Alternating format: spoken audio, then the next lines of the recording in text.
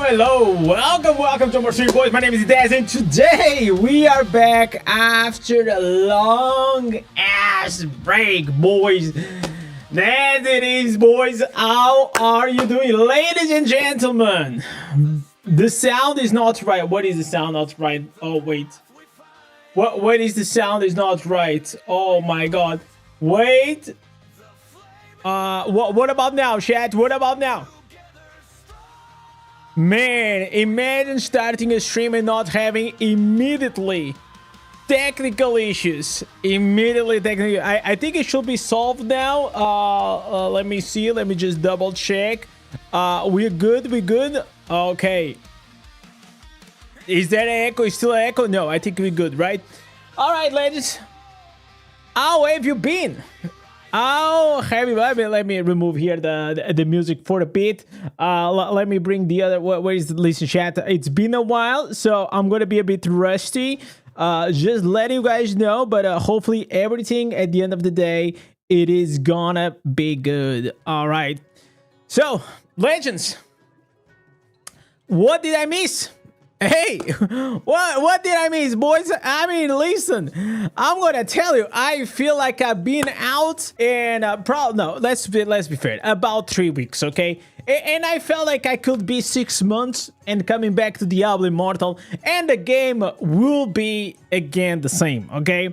What do you think about the new update? Well, I made a video about it. It is unfortunately what we are expecting already from Diablo Immortal. It is a big nothing burger with sparkling with a lot of pay to win, you know? That's just it. That literally just it. It feels like the efforts nowadays are just going for the things that are gonna bring them more money, and that's it. That's it, you know? Like the amount of effort that we actually saw them putting on the new Revenant market, that's a lot of effort. Like, it's a lot of effort to try to find new ways to keep scamming the community to pay more money for the same recycled content. That's actually fucking impressive. If you think about it, it is actually impressive. It's like, how can we have 1,000 ways to scam the same people, you know? What?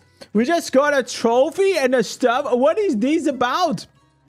Okay, I guess we got to hear new stuff. Yo, what's up, Drew? Thank you so much, Drew, and also Dictator. Appreciate the new stuff from our boys. Also, we had a raid from No One Like Me. Yo, what's up, brother? Thank you so much for the raid. I really appreciate, man. I appreciate. It's not a scam if they are telling you the price. Listen, man. Listen. All right, guys. It's been a while since we've been around, but I think, listen, chat, like I said on the video, at the end of the day, it is just cosmetics, right? So, who gives a fuck? As long as they are using the money that they get from, you know, cosmetics and they put it inside the game again, I mean, it will be all good. I feel like I will not have any issues. But the reason is, it's like, there is no actual content, man. There's no actual content. I mean, like, you cannot tell me right now that, oh, we got new instances. Wow. Okay, I guess like another new pair of, like, new bunch of instances where 80% is gonna be trash, 20% is gonna be usable. Okay, nice. We're gonna be playing with new builds. For what? That was my whole point. Like, we are getting stronger. We are getting these new S tier gems. Like, we're doing millions of damage. And then for what? To keep doing terror rifts? To keep doing challenge rift, like raids on Monday and on Thursday, PvP that, you know, with a warlock. I'm sorry, bro. Like I played a bit. I wanted to actually do like some PvP with the Demon Hunter. And I did, but it's just like, I don't know, man, like the PvP, like since the Warlock came, it's just dog shit.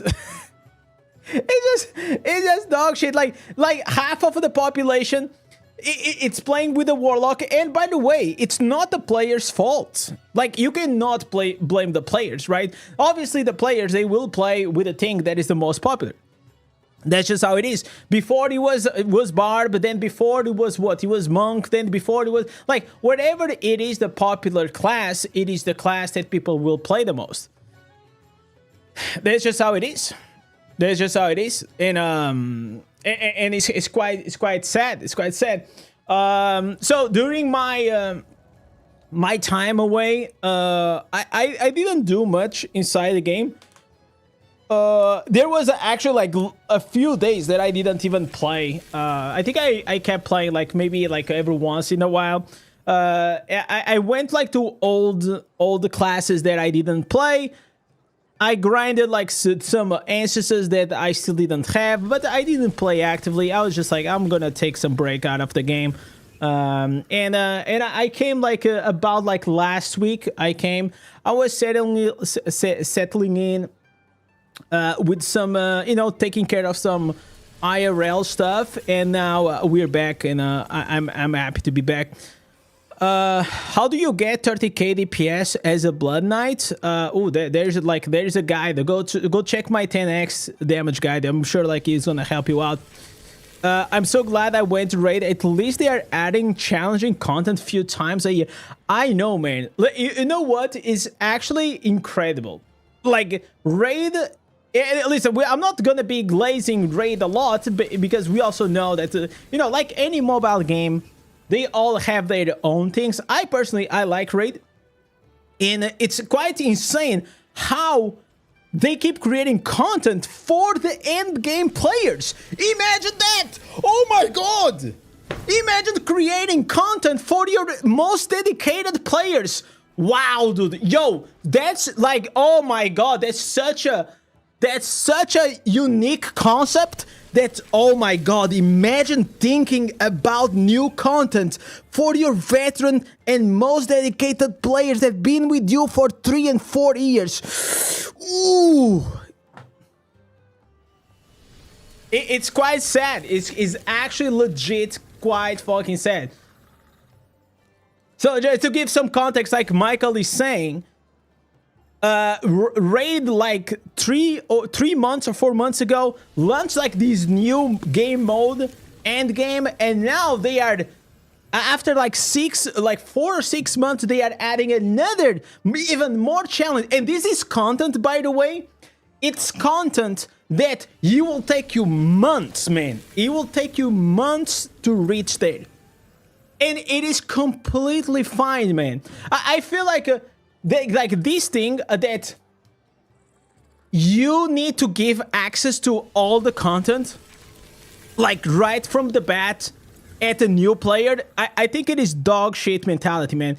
I think it is completely fine that to give like a sense of progression to the player, which I feel like Diablo Immortal doesn't, because like it does like probably for the first like 3-4 months, and then there is nothing. There is absolutely nothing, man.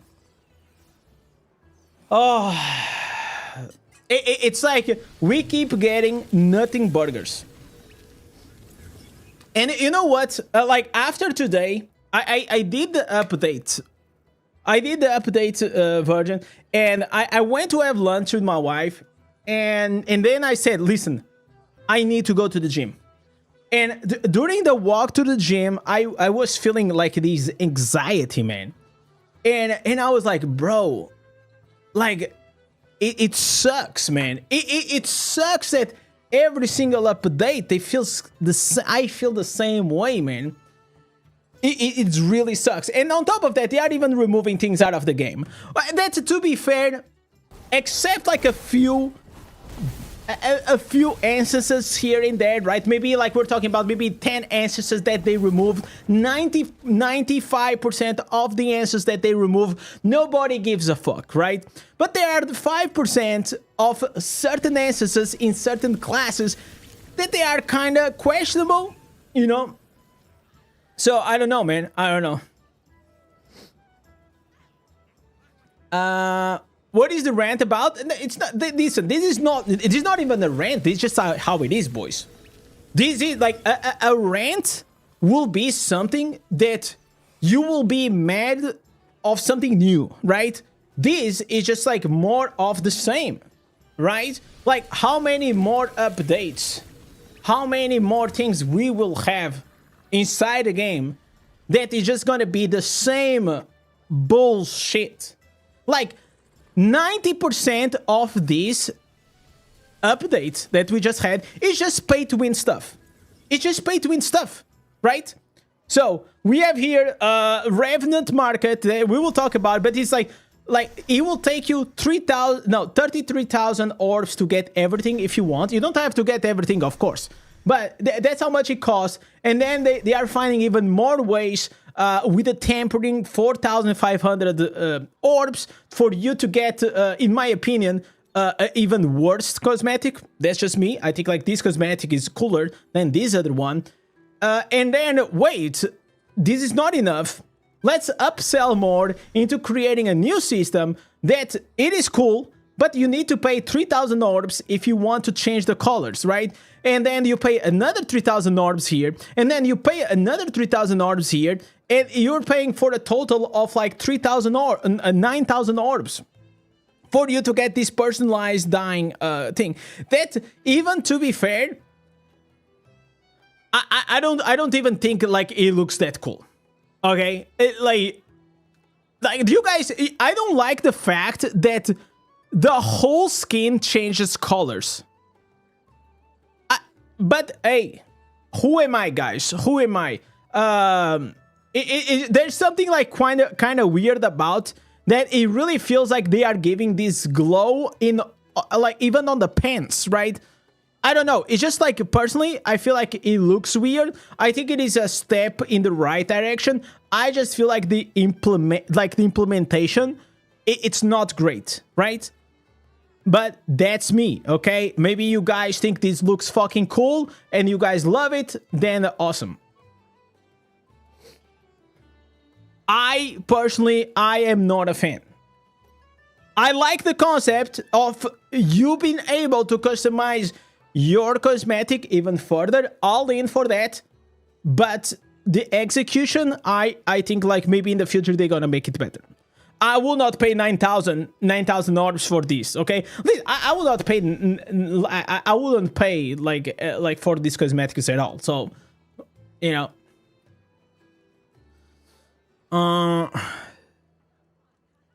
The college feels dead, even if it's a gradient for the... Yeah, it's just... I feel like this original... Like, if we're talking about the... I think, like, the original thing looks so much better. This is, like, one of my favorite cosmetics. I actually don't have it, but I think it looks quite badass. And I will say something else. One of the things that I... Like I said on my video, if these refinements had wings... I think it'll be nice. The fact that it doesn't bring wings, I think it's just, nah, it's not good.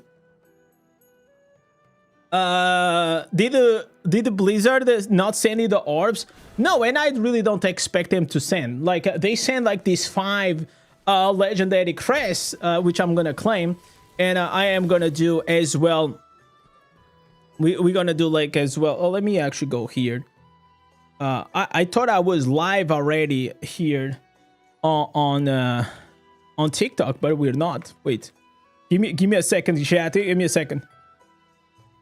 Let me turn on this. Chat, today I think that I'm gonna get some 5 stars. I think today is the day that we're gonna get some 5 stars.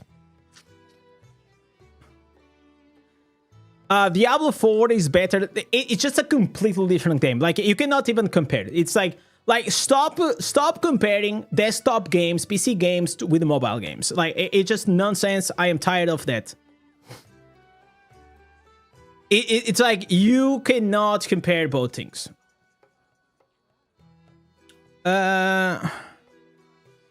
Blizzard said that you won't allow the new wings, so they added a new color change.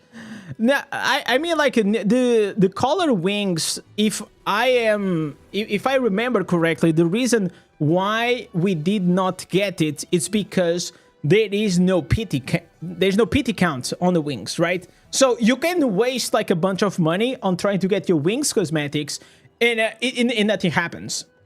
So I feel like that it is the biggest problem. So every gambling system needs to have a PT count. Oh, dude.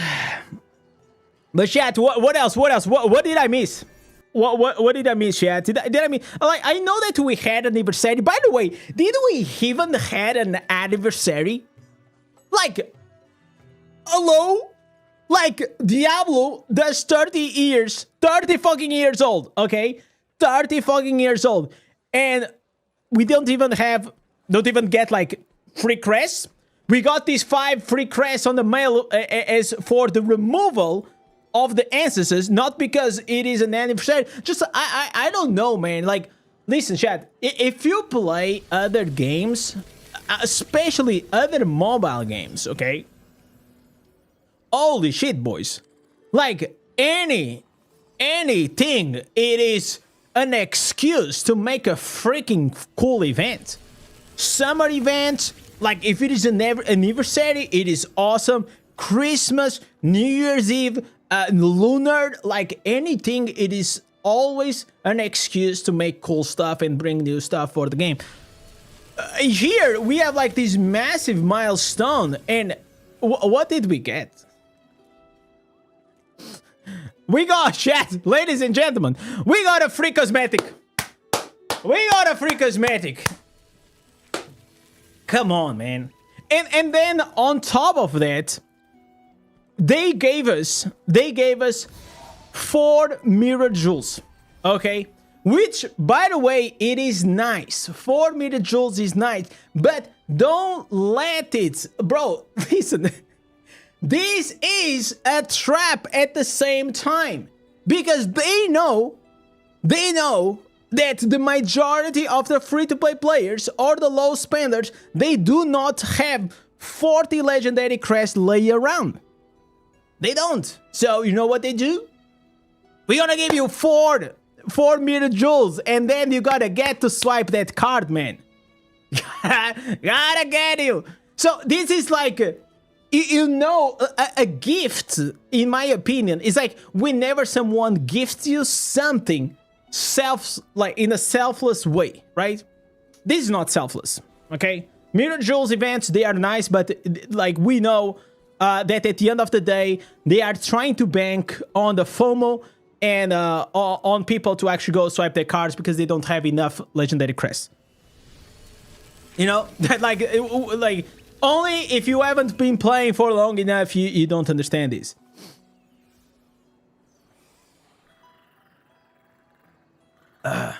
When you have a report of what's happening in Alpha Latin America, no, I have no idea.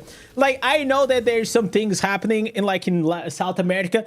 I mean, there's always like some weird fucking thing happening in South America with speed axe, this and that.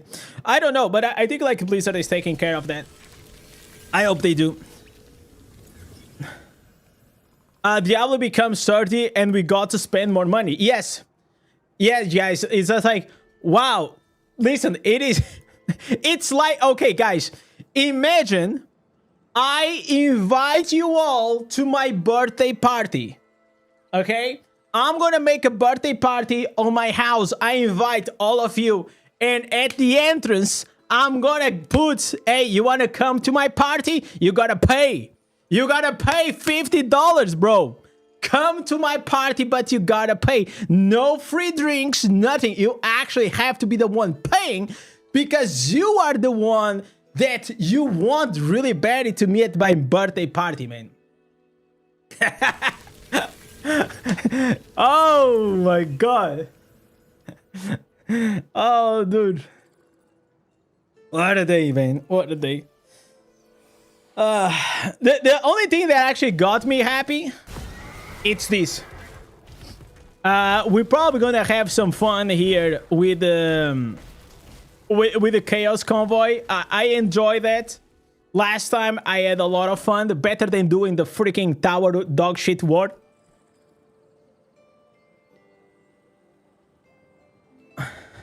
The only selfless change are the blacksmith and the BG quality life fixes.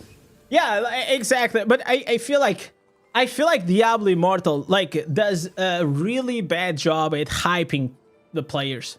Really bad job at hyping the players, man. I honestly, I don't even know what to tell you guys. I don't think like we are gamers, man. Gamers they don't require like you don't need to be a 5-head 200 IQ guy to understand how can you make players happy.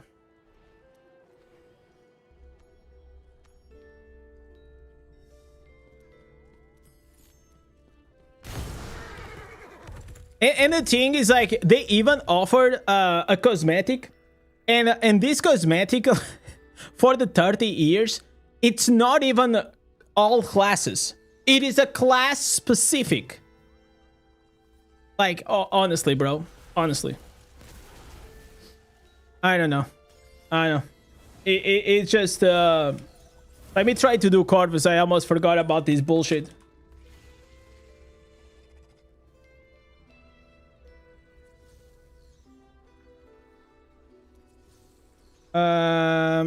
I've been so bad, guys. I've been immortal and I've been so bad, like genuinely so bad at keeping up with Keons and as well this Corvus thing. Like genuinely been terribly bad.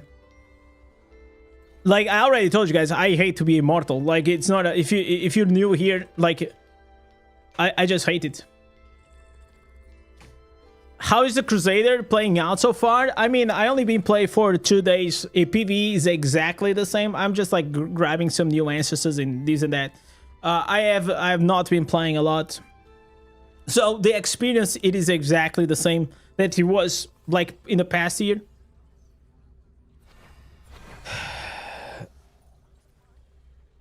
How was my holiday? My holiday was good, man. It was good. I went to South Spain. It was incredibly hot, like a mom.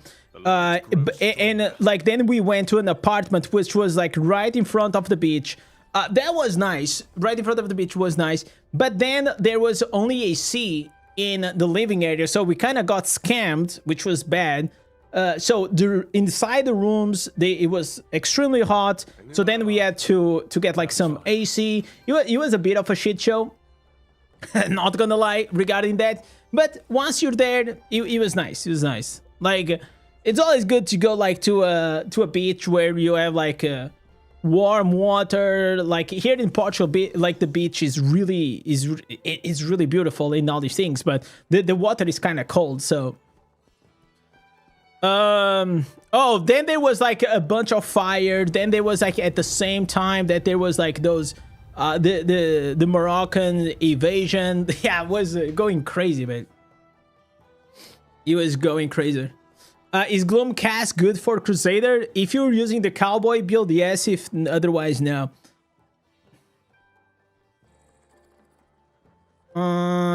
Did you swap out from BK? Yeah, I swapped out BK like a while ago. I swapped out BK once I was done like with all the ancestors. Then I played. So basically during the vacations, I went to like the classes and I asked my wife what class should I pick next. So I played a bit of wizard. By the way, you guys are cooked. I'm sorry to say that. And I gathered like a few of the new ancestors. Then I played Demon Hunter. Then I played Necromancer. Then I played... But I was not playing seriously. I was not creating content or anything. I was just like farming like the normal gems, or like I'm playing for a few hours and that was it. It was mainly just gathering the ancestors. You see your boy Art's build, can't believe is DPS. I'll have to check it out, but I'll have to check it out. That I have heard that is exactly the same build, like from like a while back. But I haven't checked. I haven't checked like anyone's content. Like normally I already don't check other people's content, but of course when I'm on the stream I tend to react, so that's like the only way to that I end up checking content. But whenever I was in vacation, I just said fuck it. It was so much better, man. It was so much better. Like if I would compare like the first year that I took a break compared to this one, this year I was much better at disconnecting. Like I didn't felt like FOMO at all. Didn't felt FOMO regarding the content. I didn't felt FOMO regarding the game. Zero. And I actually don't know if that's a good or a bad thing. You know, I actually don't know. I spent almost 2 hours with Indez. It gained me 600 resonance within an hour. Yeah, I remember, Scott. That was a big one. That was a big one, man. And we also got you the new wings, which is also important. Unlocking more resonance and new wings. So basically, Scott, you were sitting on like, I think it was like 600 gem powered. Did you started pulling the meter jewels on the stream? No, I didn't. I didn't.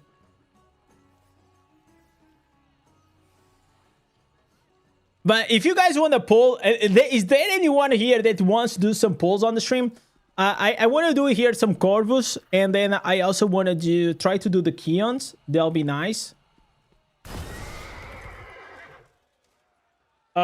Yo. We need two.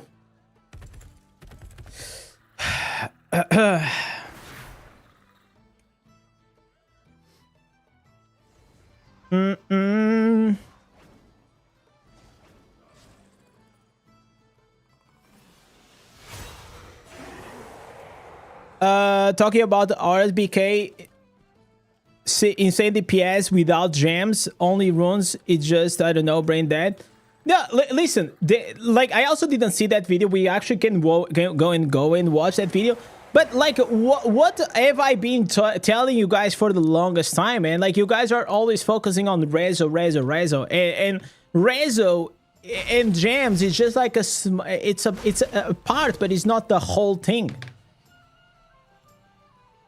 It's just one piece of the puzzle. Okay, let me try to go here.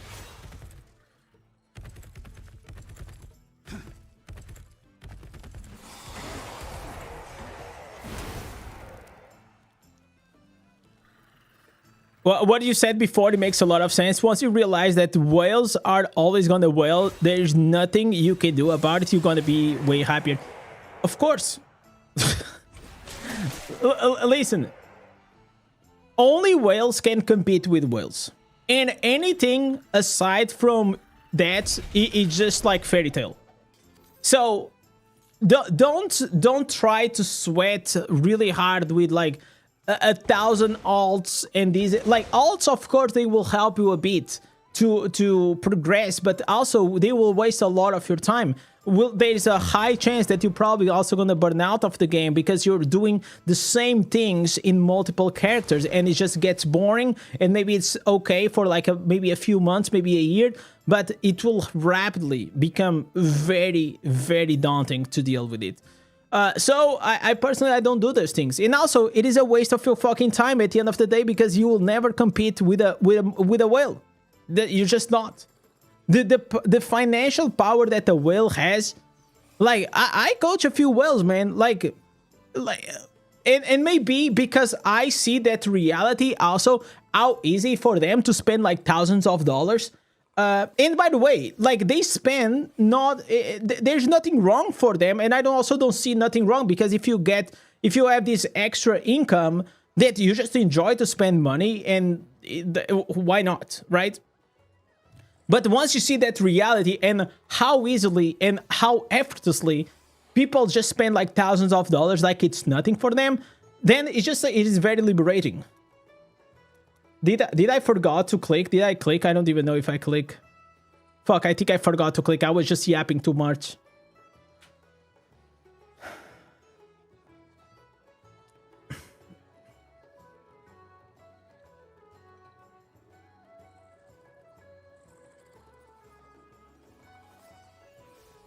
Yo, Eugene, what's up, man?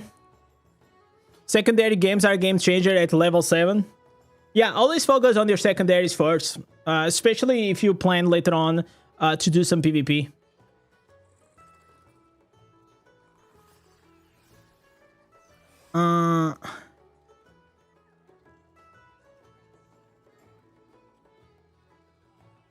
I'm not a well. This is my hobby. I very easily spend $1,000 on this game, and I love it. Yeah. And the thing that oh my god, I forgot. Oh my god, I forgot to answer again. Oh dude. The new Phantom cosmetic is class bound. This is not a Phantom cosmetic. The Diablo skin, it is not a Phantom cosmetic. It's just a cosmetic inside the Revenant market.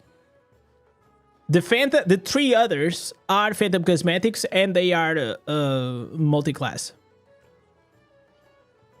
But I agree, spending 3,300 orbs for a glass bound skin, I mean, no. Okay, nobody actually has the answers, so let me try to see and save here today.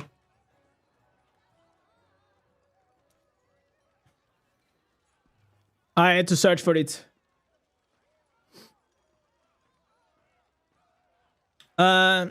It's a shame that the Diablo 1 is quite nice. I really thought that they were gonna give away that skin, or at least make it part of like the battle pass. But yeah, it's weird, man. It's weird.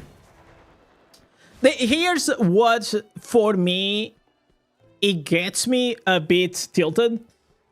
It's just, once again, right? In one side of me, it's like, I don't mind that they are adding $500 cosmetics, this and that. I actually don't really care. But as long as you are also giving me, as a player, something new into the game. New cosmetics, for me, it's not new content. It's just a new fucking cosmetic. So, do this and do this. Don't just bring pay-to-win stuff. That's where I get tilted. Because a lot of the times, it's just that. It is, oh, how many more ways can you go and try to milk the Diablo Immortal community? More cosmetics, more legendary gems, you know?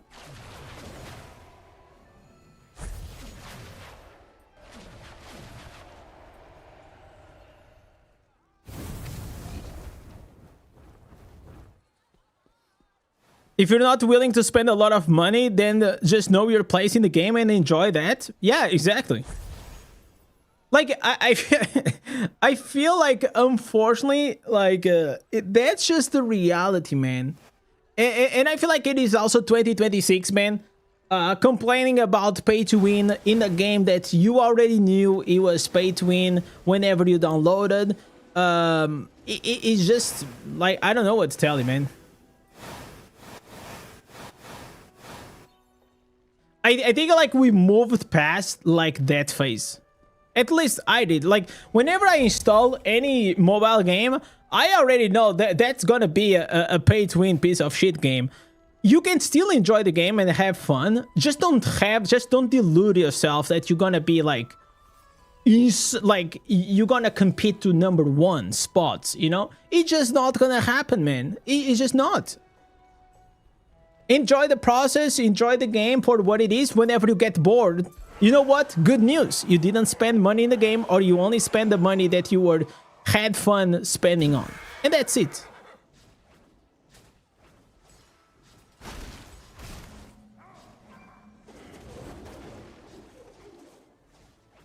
Yo, what's up, Mookies? Which is better right now? Should you spend on wings or try for the cosmetic for $50? I will never spend $50 to try something. If I spend $50, I better get that shit. I wouldn't try to get something if you know what I mean. I'll just get it. So if you don't have a guarantee that you're gonna get what you want for $50, probably I will not gamble. And I'll just get the other thing that's gonna be a certainty.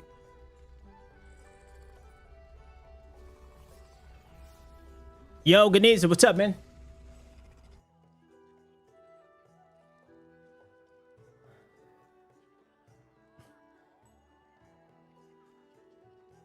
Secondaries beats Rezo in the long run. It is what it is. Yeah, and also like you get to a point, especially inside PvE, then secondaries will not matter, right? Like if you get to about like 6,000, like 5,000 secondaries, armor pen and potency, it is already good. 6,000, it is like the sweet spot to probably stop caring as much about secondaries. This is mainly for PvE that I'm talking about.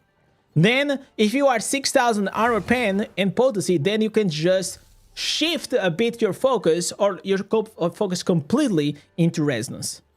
If you are the PvP Andy, it is secondaries all the way, baby. But you still don't want to really have an account that is like super unbalanced, that you have like 3,000 resonance and then you have like 10,000 armor pen, right? Like, you just, like, you gotta balance it a bit.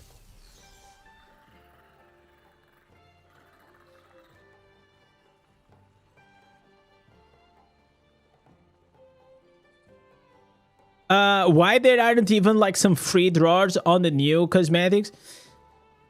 That is a good question. At least one free draw. I feel like that should be that should be, you know, something.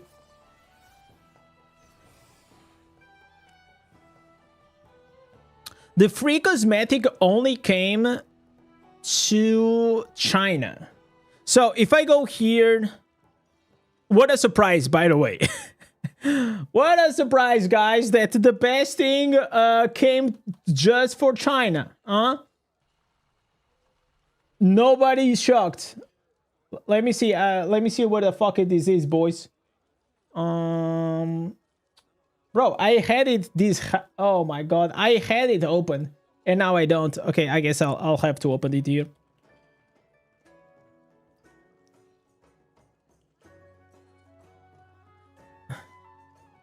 So, if we go here, this is the Chinese post, right? The patch notes, the announcement, and here you guys can see.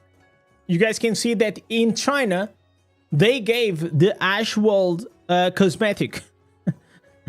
Well, I guess the free-to-play, you know, Chinese players are quite happy. And they even did the Warlock cosmetic for this, which is nice. It's nice. They also got something really cool that I also showcase on my videos, which is the photo mode. It's nice. It allows you to, I mean, to just like take some photos, some wallpaper. This is gonna be like, as a creator, I can see me doing like some cool thumbnails and shit with this. Then there is like these new like wings cosmetics, like the new materials.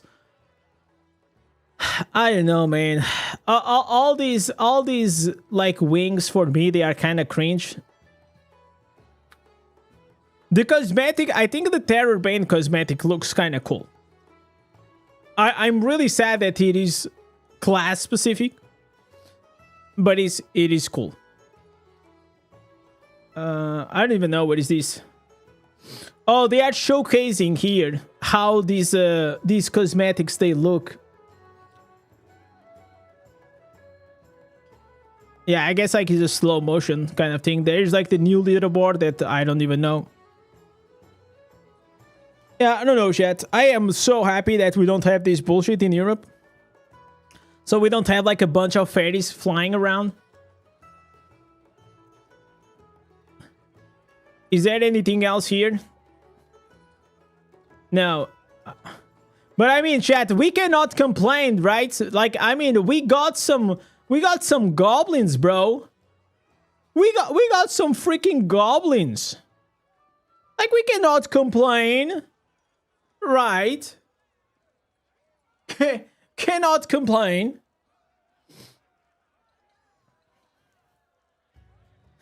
I'd like to congratulate community manager and the developers of the Alimart for the crap they have been pulling. No, I don't think the community manager that has nothing to do, okay? And, like, I feel like, honestly, the community manager, it is probably, unfortunately, one of the most unpleasant jobs that you can get. Because you have control of nothing, you are the vehicle of just sharing the sentiments of the community to the dev teams and into the marketing team, and then they are the ones pulling the trigger. You're just a vehicle. So you are, as a community manager, a lot of times you're like the tank. You know, as a tank, you are taking a lot of the aggro from the community, and a lot of hate is going towards you, and a lot of times it isn't fair.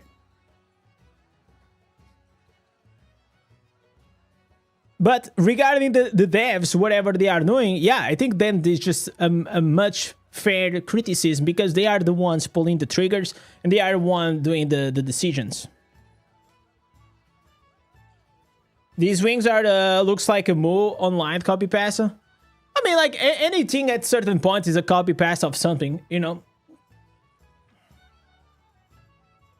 How many orbs do I need for the reigning harmony? Yeah, you need 11k. At least 11k.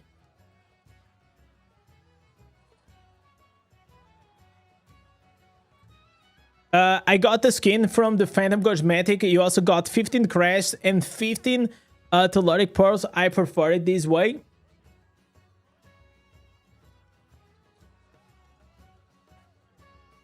So, one thing I will agree with free-to-play forever is that I agree that, in my opinion, getting crest, telluric pearls, and whatever this gives, these treasures, is better than those random weird cosmetics that they give you, right? Before the Phantom Cosmetic.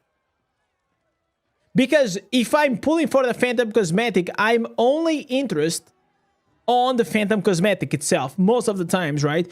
So, anything else that I'm gonna pull, like those lower tiered cosmetics, they are just a waste. It's a waste of my orbs that I am getting that, right? So, in a way, I feel like if the Phantom Cosmetic also had these, instead of like those lower tier cosmetics, I feel like it will be better for the... It probably will make people pull more. Because then you get crest from here, and you also could get crest from the gem surge, and I think that will be a win-win for a lot of like these spenders. Is the wings customization worth it? I mean, I personally don't think so, because I think they look ugly. But it's just like, do you like them? Yes, it's worth it. If you don't like them, it's not worth it. Is 10k armor pen, then 5,000, 8,000 potency good? Yeah, of course, Joshua. Like, what are we talking about? Like, anything above 5 to 6,000 armor penetration or potency, it's good. Of any secondary, anything above 5,000, 6,000 is good.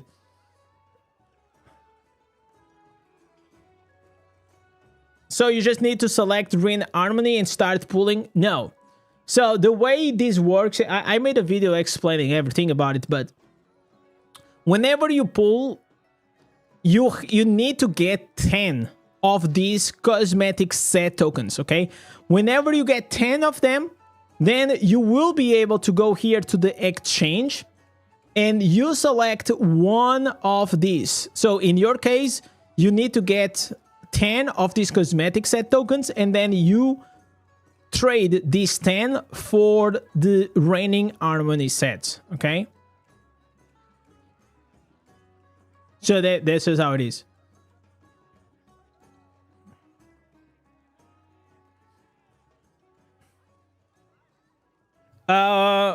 What do you think about wing customization event reward?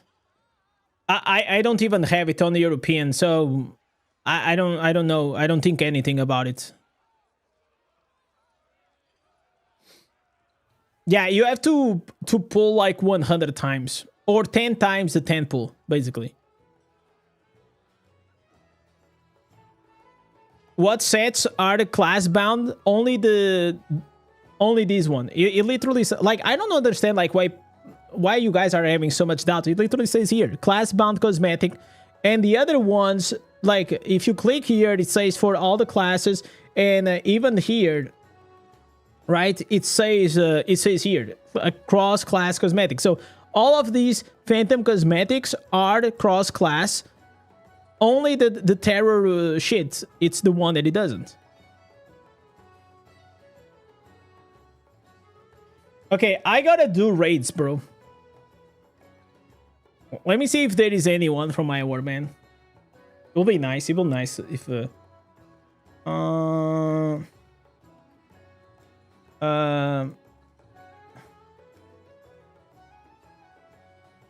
anyone to do it?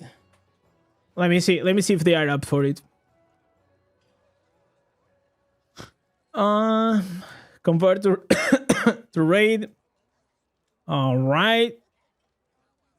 Oh, here.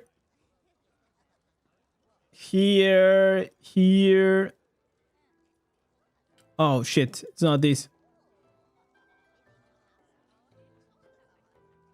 If I will be nice if I had 4 people, so I will unlock. Let me just I'm gonna here type to Mark, maybe Mark as well. Can you log in for raids? And this guy as well.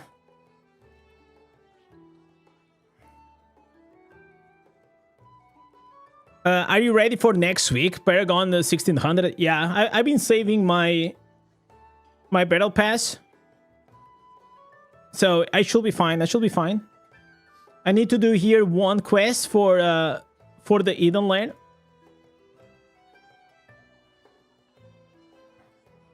Let me go here. Trying to get fourth guy.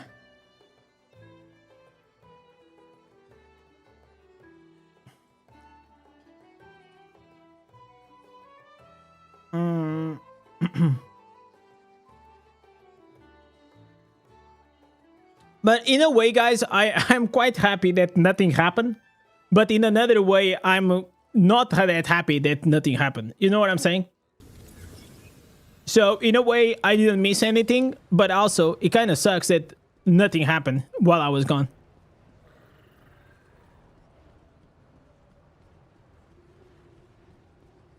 And like I said at the end of my video today, I genuinely feel that right now you can actually go like 6 months away from the game and you're gonna be fine. You know? Like, I think you're gonna be fine. Where do you farm to open the new events, or is it only for Spanish? No, I don't think it's only for Spanish. I think you can get in any place.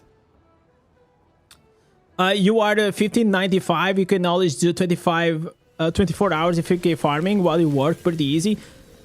Yeah, but then you will not still, like, you need to have like the first clear raids and all these things to push you over the 1600 if you want.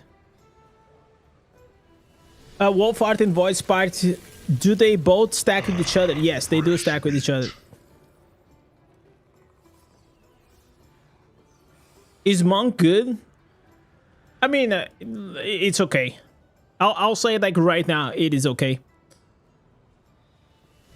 Are you saving the battle pass? Yes, I always say, like nowadays I always save the battle pass because it's just easier.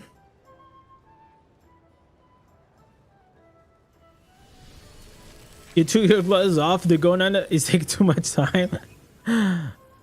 Yeah, both attack speeds stack because they are individual legendary gems, so they stack with each other. Gems.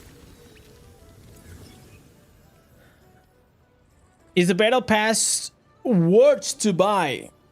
I mean, that's up to you. Like, if you don't need $5 extra, yes, Like, if it is like, okay, I don't mind spending $5, it is worth it. If it is important for you, or you want to be free to play, then don't buy it. Like, but any, like, Battle Pass, Boom of Plenty, and Prodigy Path are probably the ones that are you're gonna give you the biggest buck. Like, you spend $5 and you get a lot of resources for $5. I will be your shield. Okay, oh, we got 4 people. Nice. Nice. Okay, now I get like some fillers and we're done.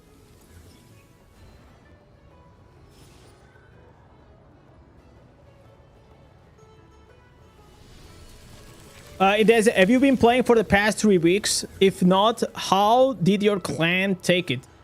No, I played it here and there. I was not like daily active every day, but yeah, I played it here and there. I played because I didn't force myself to play. But I realized along the vacation that, yeah, I mean, it's been like 3 days. I kind of missed to play a bit, you know? So I played a bit, I logged in, I did like my normal jam. Then I used to go to the beach and then I leave like the character AFK farming. So yeah, and then I reach home, I turn off the tablets, I go shower, I was spending time with my family. So I was mainly AFK farming, like, to be fair. To be fair, they like 90% of the time while I was on vacation was mainly that. Because the rest of the time I was just like, I was doing other stuff, right?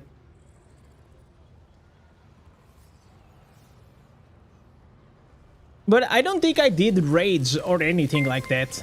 Or vaults. Yo, baby, thank you so much, man. Yo, what's up, Alex?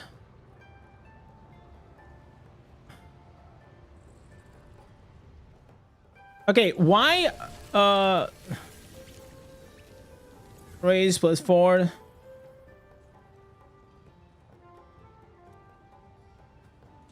See, chat, if you guys are from Pools of Wisdom Europe and you guys want to just join to help out your boy Indez, let me know.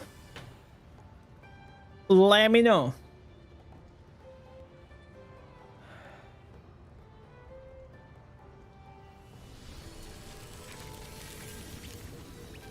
Yeah, Panda. Some there are some warbands that they all plan out to get 600 level like this week. I feel like personally for me it's just like way too much annoyance and effort for no benefit. Like, there's actually legit not much benefit for to get it like earlier. Like, you get like some combat rating boost for a few days and that's about it.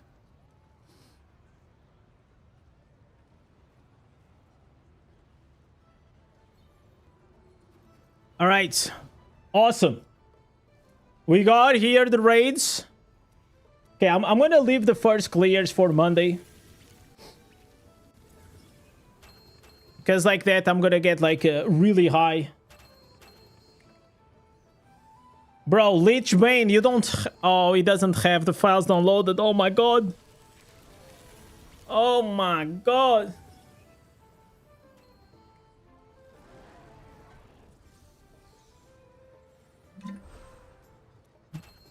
Yo, what's happening? Why?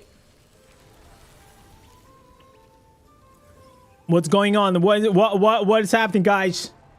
Are we having some technical issues? Zook and Lich Banes. Come on, man. When I see you in BGs? Maybe soon, man. I did some BGs like a while, like I did like 1 day of BGs, 1 day or 2 days. I was just having fun with the Demon Hunter. But I'll be honest, boys, like the battlegrounds right now, they're really bad. I was not having a lot of fun. Let me tell you that. Let me tell you that. It's just like the warlock is slightly annoying. Is the pet. I don't think it's the warlock per se. It's the pet. Having way too many pets makes it. It's like you have a lot of soul gorges, and also you have those demons. So there are too many pets in the battleground. I don't know. Like personally, not a huge fan. How's Mrs. Indez doing? She's doing good. She's doing good. Yesterday, I was helping her to so she has like this cabin, and the cabin was a big of a mess. So I helped her to clean it up and to fix and put like the books, like everything straight. I also did some manly work, and I was fixing like the things that you push the drawer, it was fucked, so I fixed that. Yeah, she's doing better now.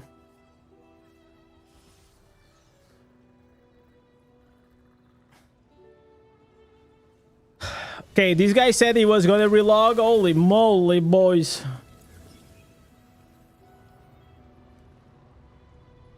So only the cosmetics for 10 tokens are cross-class? Yes.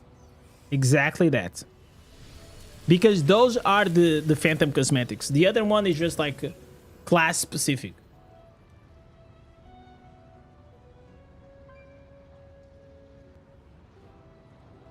Show your PvE pet. You should do a short showing it.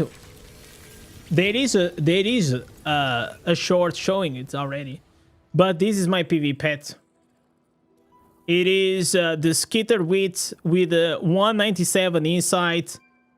It has Lingering Wounds. It also has Soul Shield, and it also has Siphon. So yeah, I cannot really complain about this pet. It is really good.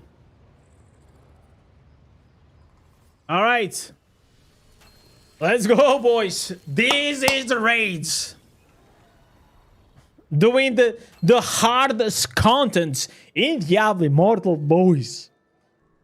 Really hard contents. You guys know how it is, guys. I gotta lock in, chat. I gotta lock in. We gotta lock in to do big dips. Big dips. Because otherwise, I don't know if we're gonna be able to kill.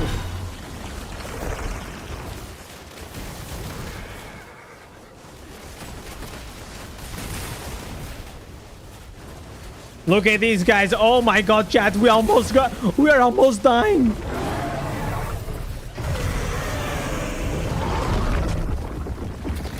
You think Siphon is good? Yeah, Siphon is great. In my opinion, it is this order. You have Lingering Wounds, you have Soul Shield, and then you have Siphon. So this will be the priority that I will personally get it. But there are other skills that you can also get. For example, Vigor, Gloom. You can also have like the other one, the Phalanx is also pretty good. But I got Siphon, so I mean, it works really well, especially whenever I'm playing very squishy classes. They don't have self-healing. And then the pet attacks and my healing just... Whoop! It's great. Still on the same bosses for raids? You gotta take it easy, man. You listen, Michael. You gotta take it easy, boys. Like, you have to understand that the Diablo Immortal pacing, it is like a turtle, you know? We only gonna see a new bosses probably every 6 months, right? So, we gotta relax, man. If you want to see new bosses, you gotta come here like next year.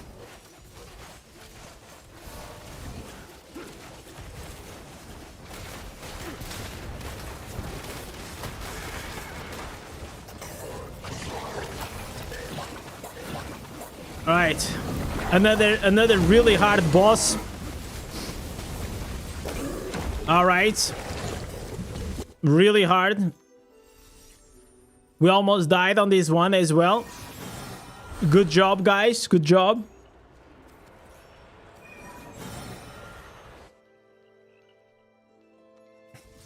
We need first to pay if you want to see the last boss. Like, I know you're joking, but you actually have to. You actually have to pay. Because otherwise you don't have the combat rating for it, you know?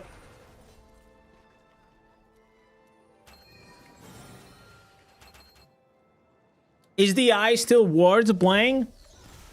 I think if you never played this game, or it's been like a few years since you played, I think it is worth it. I think like if you stopped playing this game like 6 months ago, and you want to come back, or like because you maybe something changed, I can tell you nothing changed. Absolutely nothing changed.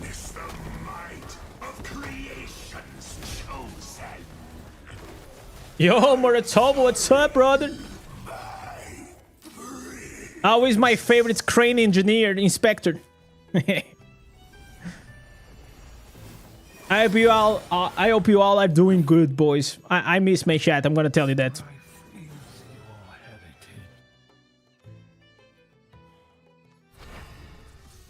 When did you think it's the information? When did you think that it's coming, the information of Bout of Realms?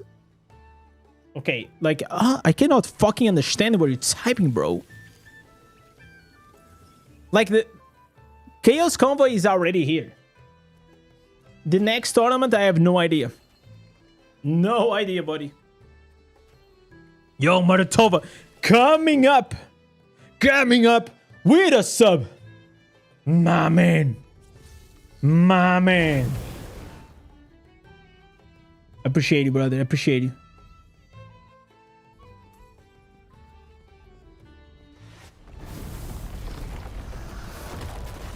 All right, doing another really hard boss.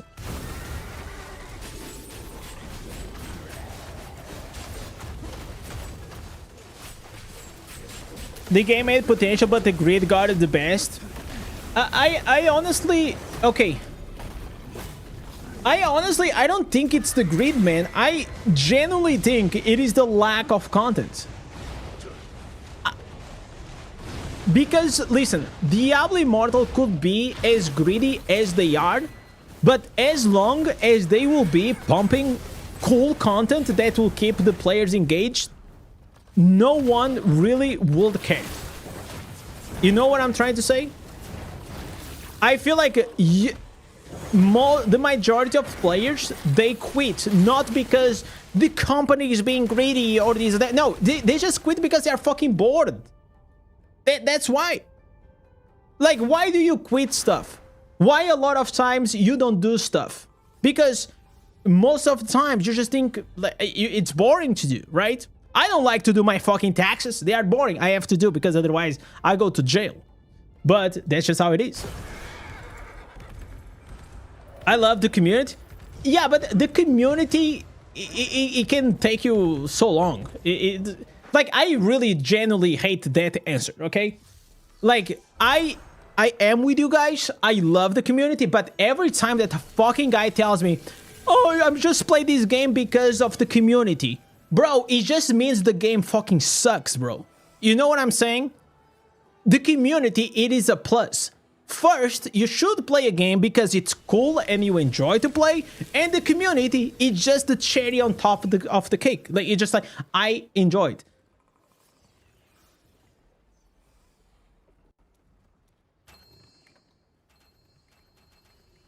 It's almost a year that I have not played. Good for you, brother. And I'm gonna tell you, João, you probably ain't missing much. Let me tell you that.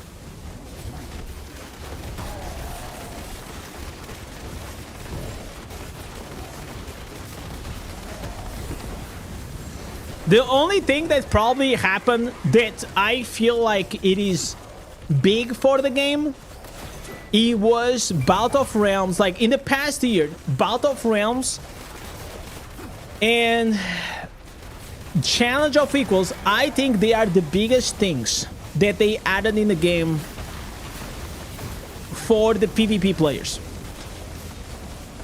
I genuinely don't think that makes the game grow. You know, I don't think like a Battle of Realms makes the game grow. I don't think so. I think if you want to attract like newer players, you gotta go with a PvE route, man. Majority of the players, they start playing Diablo because of the PvE, and they are looking for the PvE experience. But I also like that they added like those tournaments. Not that I enjoy them a lot, because one is mainly for whales that they have fun in Challenge of Equals. I mean, most of the times of Challenge of Equals, I don't know, the timing, it is so bad for me. I usually don't play them. Alice Crusader in PvE is exactly the same. In PvP, I still haven't tested, but it looks strong. Yo, Imbalaze, my man, coming up with the membership, my man. I appreciate you, brother. Appreciate you.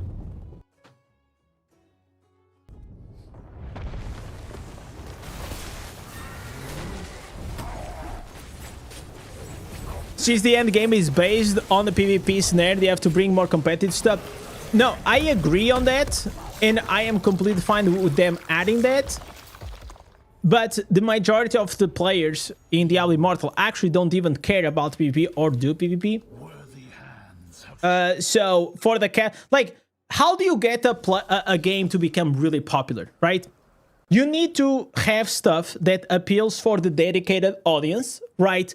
Like the Battle of Realms, like like progression to get like legend ranks and this and that. Like they will trade like rank 1 in challenge rifts, right? Stuff like this that they are adding to the game, it will appeal for the dedicated audience. But if you want to grow and expand, you gotta appeal like for the masses. And the masses, they are more interested in the PvE. That's just the reality. Most people, they play Diablo Immortal because they just want to log in, they have their character, they want to kill some demons, they want to do some progression, this and that. But then they get to a point, then, yeah, now I got strong. What do I do? You know, what do I do with this strong character? And then that's the problem that we're facing. There's nothing in the PvE that it is really challenging. I don't think that the scaling and the way they make like the gauntlets or the raids scaling, I don't think these are good challenge. I don't think this is a good PvE endgame. I also don't think that the challenge rifts is as well a good PvE endgame, because they are all based on combat rating. So unless you are a massive whale and you got all of your 5 stars rank 10, then you're probably not gonna have any chance. So they have to come up like with a more interesting PvE endgame so we can have some fun. That is probably not scalable based on how much combat rating you have, and it is based on how strong your character is. Replayability is the #1 aspect for popularity. Yes, exactly. They have to pump like more content, man, more stuff. Like every 3 months having a 20 minutes new quest, I don't think it is enough.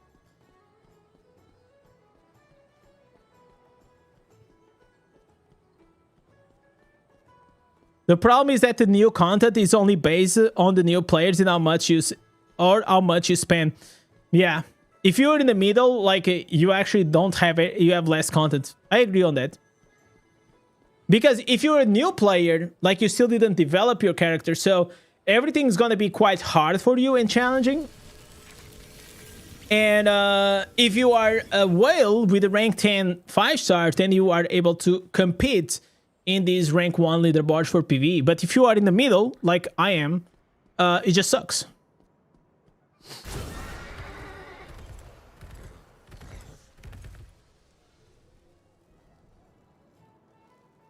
Is the fastest Elder Rift thing the login permanent? No, usually it's 30 days or 60 days.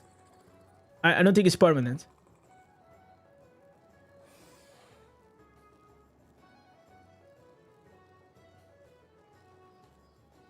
I want to know what new instances is with it healing you instead of dying. Oh, you mean like the new headbander? Like, I still didn't get it.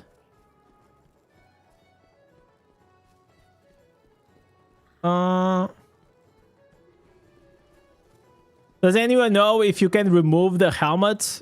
I mean, from the Diablo? Let me see. Does anyone has the Terror Bane cosmetic?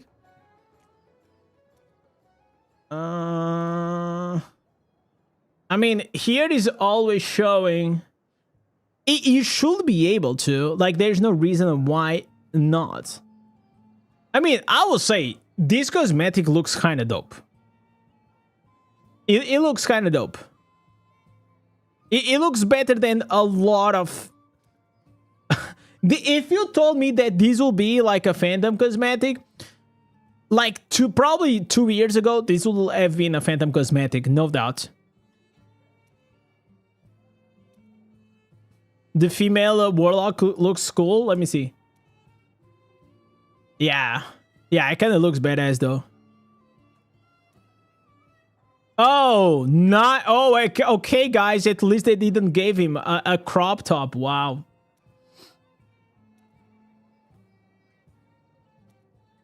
I didn't even see these. Like, I don't know, man. Which server are you playing on? On Pulse of Wisdom. In Europe. Yo, Jonathan, what's up, man? Oh, I almost forgot. We have like that thing. Let's see. I still didn't do. Where is it? World Stone Corrupted. Okay, let me see. What do we have to do? Let's try the new event, guys.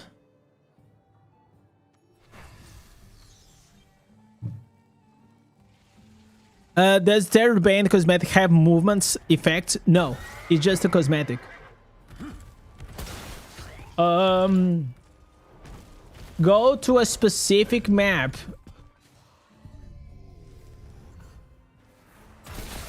Okay. Okay, I guess we have to go like somewhere, guys.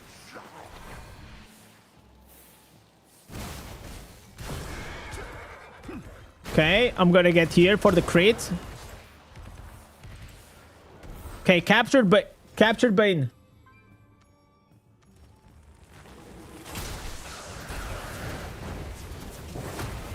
Wait! Wait! Is this the same? Oh my god. Is this just... Oh my god. They didn't even created a new map for Bane. Are you kidding me? They just gave us the dungeon boss.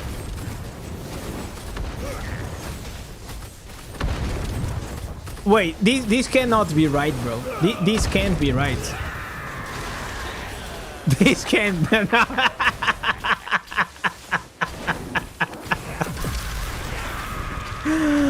Oh, this... You gotta be kidding me.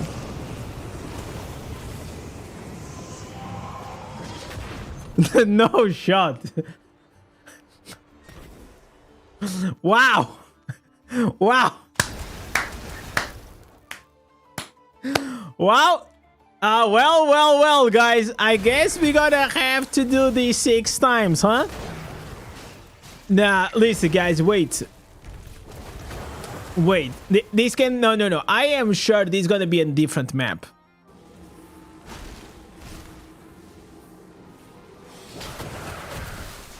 Bro, happy 30 years, guys. Happy 30 years.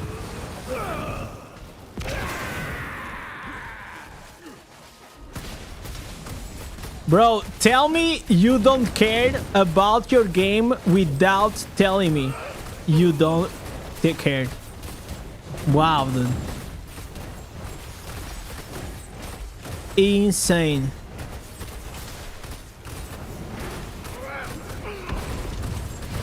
Chat, what are we thinking about this crazy content though? No, I thought that you were gonna make like a Bale like in a different scenario, or like maybe with a different mechanic or something. Like this is literally just teleporting you to the dungeon and calling this an event.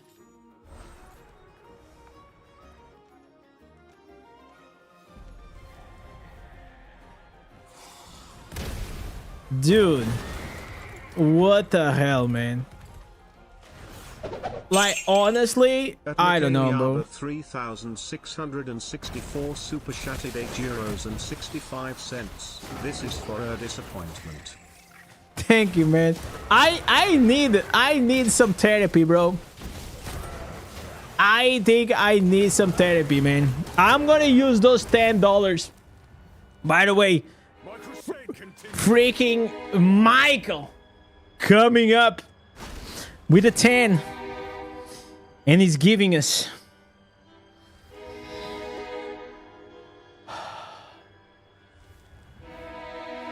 his blessing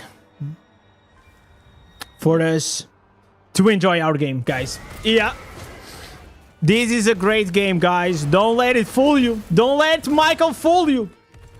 This is the best game out there, guys. I'm telling you, guys. Please hit the sign of the like and the sub button so I can keep doing content for these boys. I'm good. I'm good, guys. Jesus.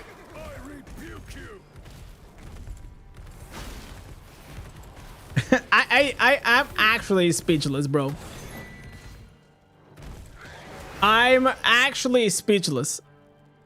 I was not expecting that, bro. No, I think like no one it is expecting this, right?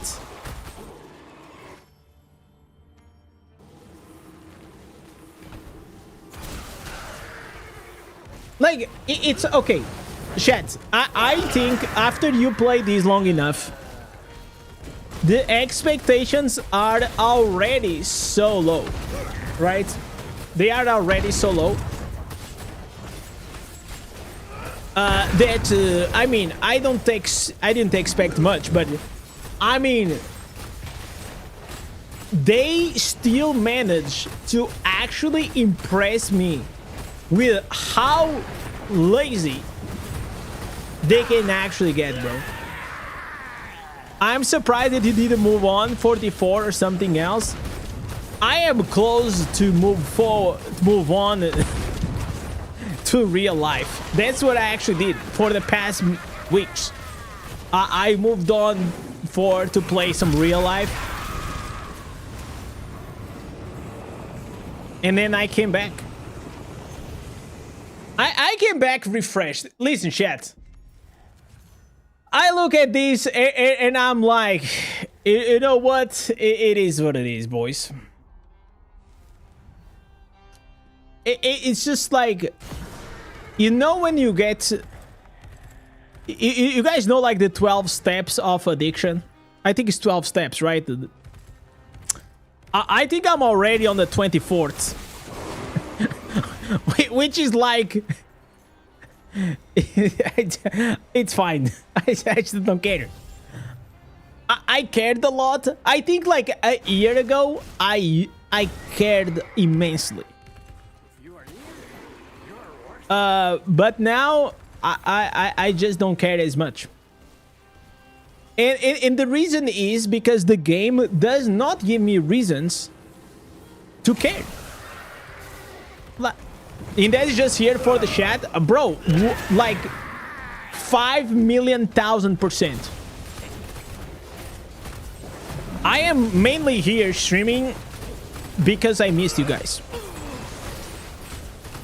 And because I was going broke. No. True. But no. But true. But no. Now he is, I mean, you know, It's fine though. Enjoy while you can, because they are going to remove those ancestors very soon. The ancestors things, I mean, I'm a bit split on it. I'm not a fan. You know what they say, trust the process? That's what I'm trying to do really hard. I'm trying to trust the process. This is the new event with the portals? Yes. RBK, this is the new insane contents for Diablo Immortal. The new S tiered. By S, I mean ASS tiered event for Diablo Immortal. Which basically, it spawns a portal in the open world, then sends you back to the dungeon that you already killed Bale 1,000 times. No new gimmicks, nothing. Just the same old boss. Oh well, boys.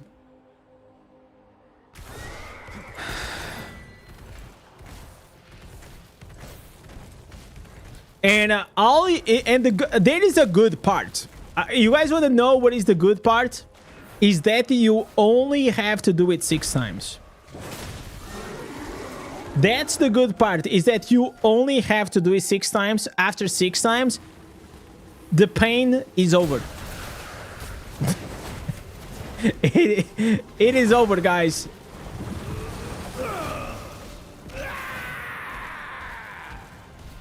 The pain is over. Okay, chat. You just need 2 more.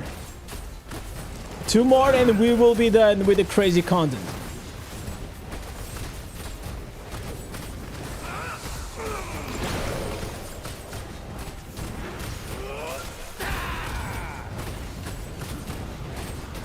Jokes aside, I think you'll get your chat to follow you whatever the game you decide to play.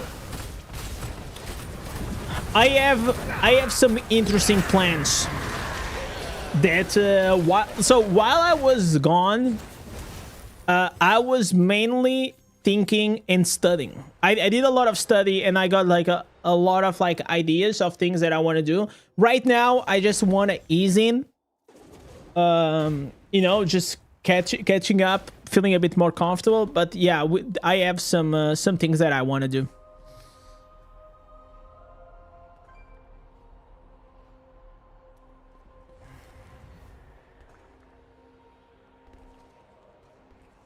And I don't know, man.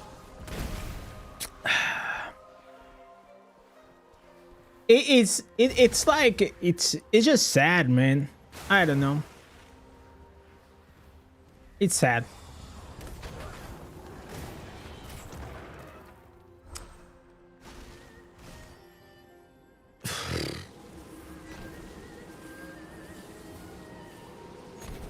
Dizzy girls literally pretending to play games and get a full chat. Yeah, but they got 2 big advantages that I don't, you know? So, you know what I'm saying?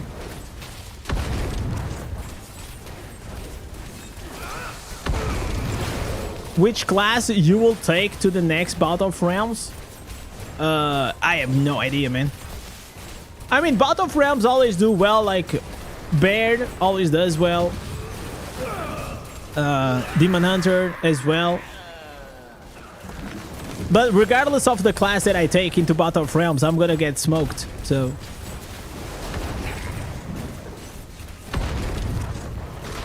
Yo, Wesker, what's up, man? I recently started the game and your videos actually helped me to improve pretty quickly. Thanks for the content. You're welcome, man.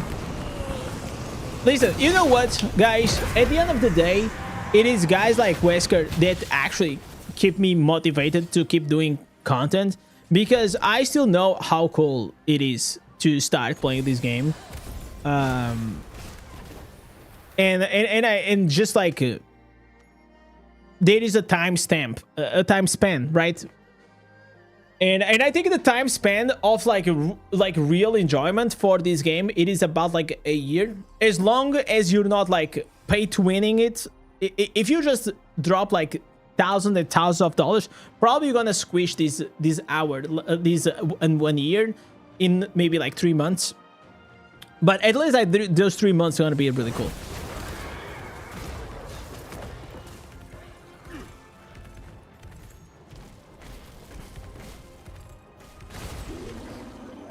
Remember, though, you never spend a penny on this game, so your only connection is emotional. Yeah, of course, like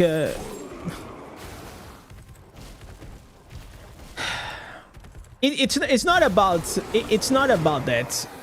It's how can I say it? Like, I still enjoy, like, off stream, right? Off stream, I still enjoy to play Diablo Immortal, and I still enjoy to create content. It's more about I only get like these afterthoughts whenever I see the updates. Because whenever I read the updates, I realize that probably this game is not for me. And whatever they are pushing is also most likely not for me. And I've been feeling like that for a couple of months. You know, I'll say like probably the past 3 months. I'll tell you specifically when I started to feel this way was whenever I started to see the Wings cosmetics joining the game. And there is another thing. What was the other bullshit? There was another thing. Was the Wings cosmetic and and something else that I told to myself, you know what, this game, it is on the hands of NetEase. It's just gonna become another like Chinese garbage gacha game with a DI skin on top, and that's how it is. That's how it's feeling. So early this year, I feel like there was a big shift. There was a big shift. Oh, the refined cosmetics. Yeah, refined cosmetics. Now with the dye. The fact that now they are also selling you wings that before they were free, now they are. It's just like, I don't know, man. It's just like, I think I'm a very fair guy. Oh my god, there's a goblin. Oh, this guy stole my fucking goblin, bro. Ban this guy. Report. I'm gonna report this guy.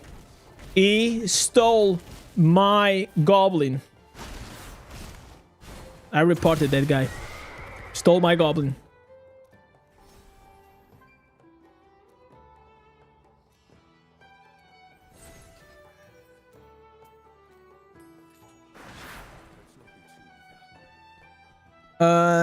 Oh, the pay to win cosmetic pets. Yeah, that's also a ninja.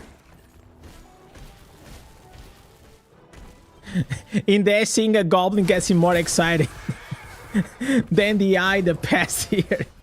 Yeah, I feel like goblins are pretty cool.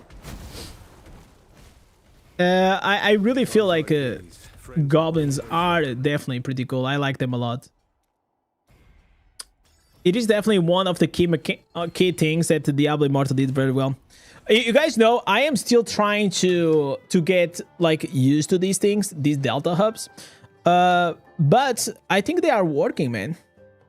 They are working. Whenever but I haven't put like a lot of hours because I have not been playing a lot or streaming a lot of hours. But for the time that I've been, it's just annoying because like you have to always have like your hands on it and sliding them through the mat. But he's nice. Yo, Morok, what's up, man? If you were gonna be playing another game, what game that'll be? You know what? I'm so deep into the DI sauce that I don't even know. But there are a few games that out there. I really wanted to try Pal World. Pal World looks fucking fantastic, man. It looks fun. Pal World actually looks fun.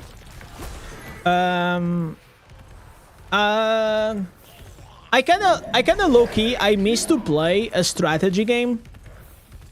Like, the last strategy game that I played was Raid Shadow Legends. I really like those games, but those games are not very streamable. You know, they don't translate very well into streams. But I like to play them.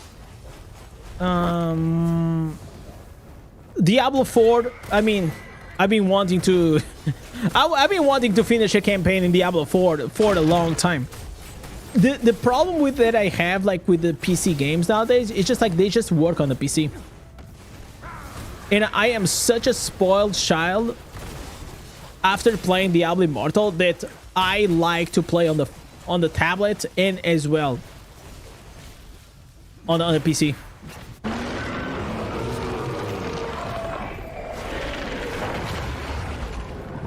Time to jump back to the League of Legends. Oh no, bro. I was Diamond before I got banned from League. I was Diamond, but I was Diamond like on season 3 or 4, so a long fucking time ago, boys. Yo, Decali, thank you so much, brother. Chasing Rezo is worth it, or what is the real progression? Resonance is just a small part of the progression. There's a focus more on your gear than on your jams. Why you got banned? Because I was a very good boy, okay?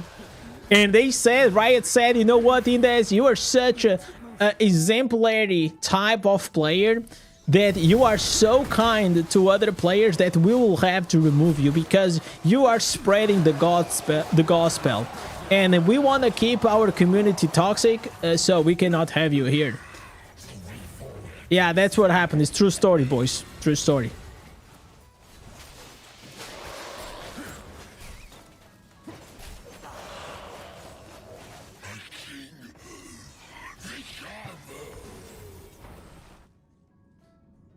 Your kindness precedes you. Yeah, exactly. I got banned for being too kind with my teammates.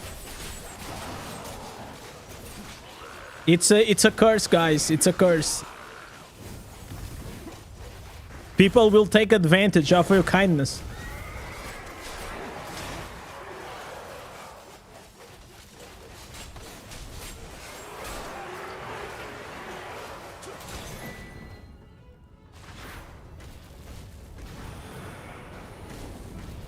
But chat, what other games are you guys playing aside from DI? Are you guys playing anything else? Because I also feel like nowadays, like, the DI is not as hands-on as it used to be. You know, it's not. It just like actually became like so much easier to. And I noticed that like during vacation. Like, you don't need a lot of time to maintain your account at the level that I'm at, right? Mostly single-player games. Like those story Korean Asian games. You know the ones that I'm talking about?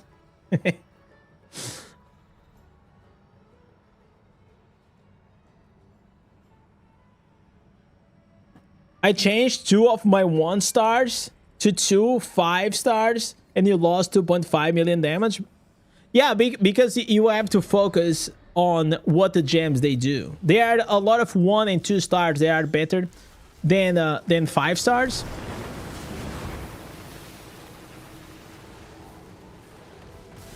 Oh wait, I forgot to kill these. You will never set foot in our world. Never. The Oryx throne lies somewhere in this haunted realm. Oh, I guess we are doing the event again. Oh wait, it is the dungeon.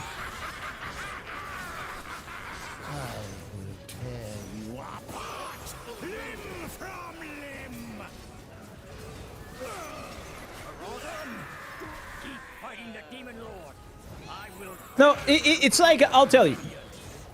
Back to what I was saying, that whenever I went to the... So, I did the video for the update. I went walking to the gym with my wife, and I was feeling this anxiety, like actually deep anxiety. And my wife was like, okay, well, what is happening? It is done. And I feel like I was feeling like that anxiety for the fact that The shard will not contain him for long. Then we must obtain another. because she was like, why are you feeling anxious if you posted the video? Because sometimes I don't post or I don't stream and I get a bit anxious, but that's because I know I'm procrastinating something. Or but this was not the case because I did the work and I was still feeling that way. Not roam free again And I think I'm feeling later. a bit of anxiety because I'm seeing the end coming closer. And every time that I do an update video and I see what they keep adding to the game, things that I absolutely don't care about, right? Like I just don't care about at all about these cosmetics, like, or anything like that. I just feel like, yeah, I gotta do something. I gotta do something, you know? Because otherwise, I am gonna become another Abonis. I love the guy. What I'm saying is, like, if you guys were fans of Abo, you went into a very dark period that for like 6 months, like you could see that he was just doing it because he had to. And I really don't want to be in a position that I have to cover Diablo Immortal because I have no other choice. You know, it's just like, it's quite scary. So that's why also, like, during these vacations, I was thinking, what other things can I bring to the table? Because, like, what happened today, it's something like, it's just like, I am so it's so expected. There's nothing that, like, really, there's no real surprise there for me. Like, if you look at this and you got surprised, maybe you're not playing this game for long enough, or you are still in the hope that this game is gonna become like something great, right? And I just don't think. I think that all the decisions that I've been seeing in the game, aside from the Battle of Realms and Challenge of Equals, I don't think they are, like, they're not gonna make the game pop off. And even Battle of Realms and Challenge of Equals, they will not make the game pop off. It just makes the game more interesting for the veteran players that have been playing, which is also good, because you don't want to be losing veteran players as well. Like, run the cosmetics pulls? Fuck no. You crazy? I will only do the pulls for the cosmetics if I get the obols. Otherwise, hell nah. I don't think I'm gonna get anything for that. If I get or I don't get, like, honestly, it doesn't really matter to me. All right, so we did this crazy content. Oh my god, are you kidding me? Wow, dude. Okay, so I should have read the missions. Oh my god, guys, I should have read the missions. So listen, guys, we will have to do listen, we have the privilege to do 2 times more bail in the party. Wow. Okay.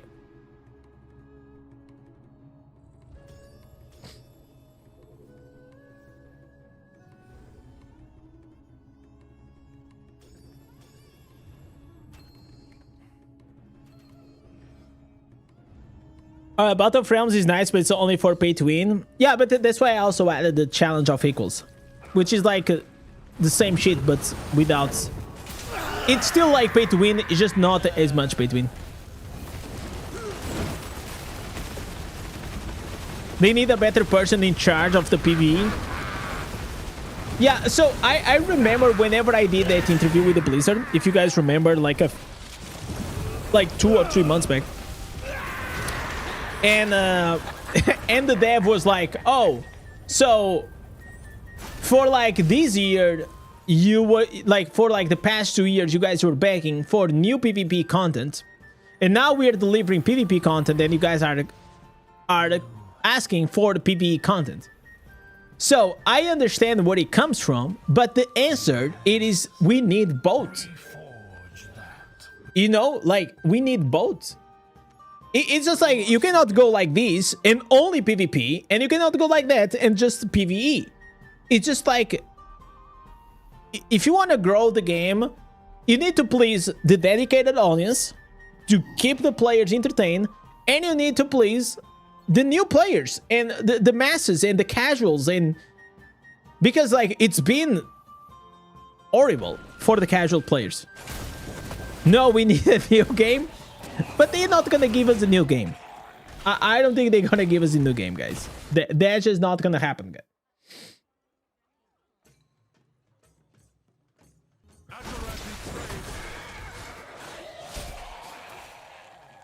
What the fuck is this music? Yeah, I was wondering the same. So I forgot to put the thing on loop, so it was like on random shit.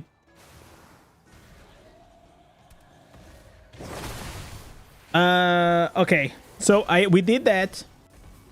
I need to do it one more time. Yes.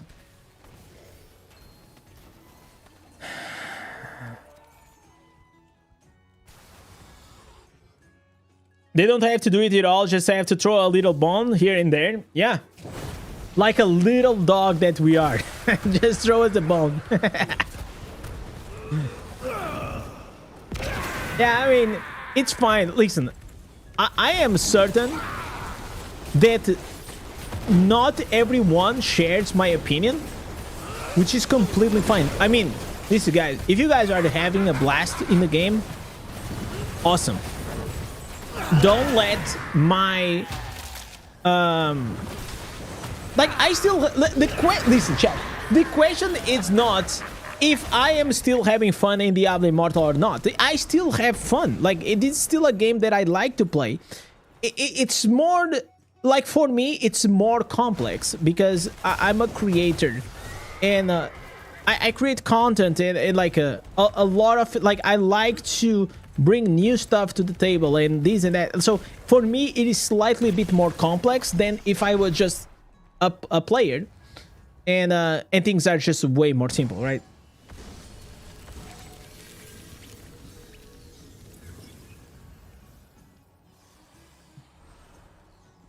It's just like, I also do some behind the scenes work to try to put some effort for this game to become better. I give feedback. I am part of like certain things, right? So I am more invested than the normal player is. But then I also feel like maybe I am genuinely just wasting my time. Like, I don't know. Like, I see a few things that I say or I requested a few months ago that they are actually getting implemented to the game, which is nice. But they are like very minor things. Not like the core things that I have been advocating for is new PvE endgame. I've been talking about new PvE endgame for over a year. I've been talking about catch-up mechanic systems for new players in Rezo and secondaries. And I've been trying to get the PvP rank 1, 2, and 3, or at least the rank 10 in Battleground. So after you hit Legend rank, there is no more incentive to keep playing. There is not. Like, you don't have any incentive. So how can you create an incentive for players to keep playing after Legend? For those that just enjoy to play PvP, okay? So those are the 3 core things that I have requested, and none of them have been addressed. Maybe they say that there is going to be a new PvE endgame challenge that was supposed to come last quarter. We are already almost at the end of the year, which is also crazy.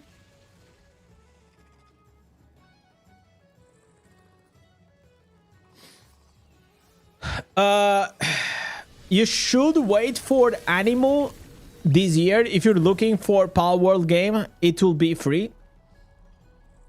So there's gonna be a new Pal World game. We need new dungeons, bro. New dungeons, like, I don't want to get into that, bro. New dungeons, they will not do anything. Listen, I would love to have a new dungeon, but if they are gonna say, hey, it requires us like 3 fucking years to do a new dungeon because we have to do the story and this and that, like, it's just gonna be useless, man. You know why? Because you're gonna do the dungeon 3 times and then it's done. It's not new. Then you're like, okay, give me another one, give me another one. Like, it's just another dungeon. Like, it doesn't change anything in the game. There is no actual progression system on top of the dungeons that makes the replayability of dungeons better. It's like you go to work every time with your car, right? You buy a new one, you are still doing the same route to work. And yeah, in the first days, like, you have like that new car smell. It smells really good, but then it fades away, and then it's just a car. It's just your car. Like, it just becomes, it's like whatever it was new and exciting, rapidly it fades away, right? Even if it was like your dream car.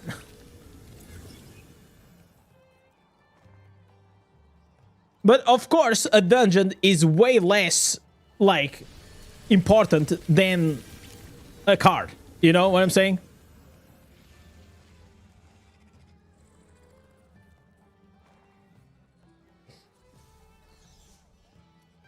Like how this game is just a game. Yeah, this game is just a game, and if you play it continuously, it will get boring, and that's why there are updates, right?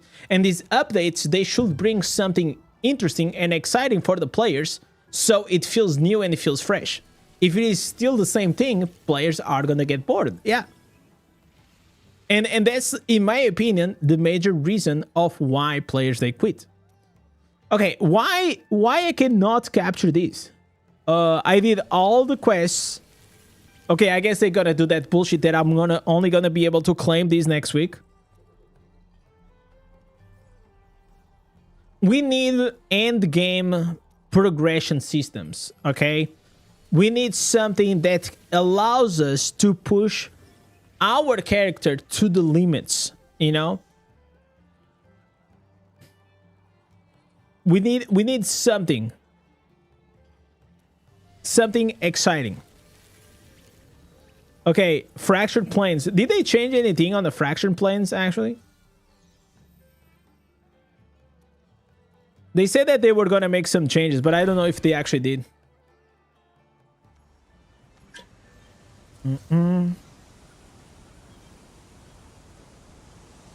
Did you see the solar eclipse just now? No. No, I'm in the black room. I guess the eclipse is right here. No, I didn't. I completely forgot about that. Okay, so I guess we're gonna have to play with the monk, huh? What are the skills? Can we pick the skills or no? We had an eclipse day. Yeah, there was an eclipse, like, happening in Europe, at least. I don't know if he was also, like, in the US. Oh my god, I'm stuck. Am I gonna die, bro? No shot am I gonna die, right?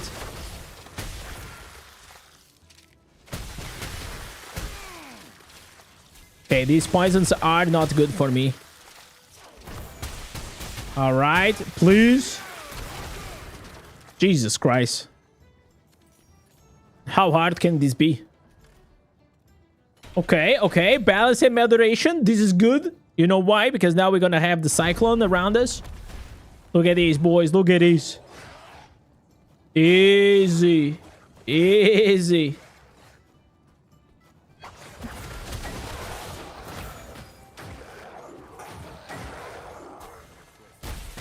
You like to have more instances for more combination PvE and PvP?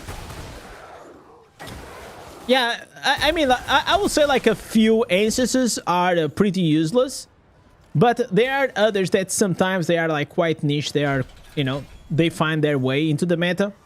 But it is rare. It is rare that happens. Warlock's making me rage rage quit PvP. Now they are making me rage quit dungeons. I mean, in dungeon it doesn't really matter because they're gonna carry your ass. But in PvP they... I don't think like it is the Warlock itself. It is more like the pet. The pet is annoying.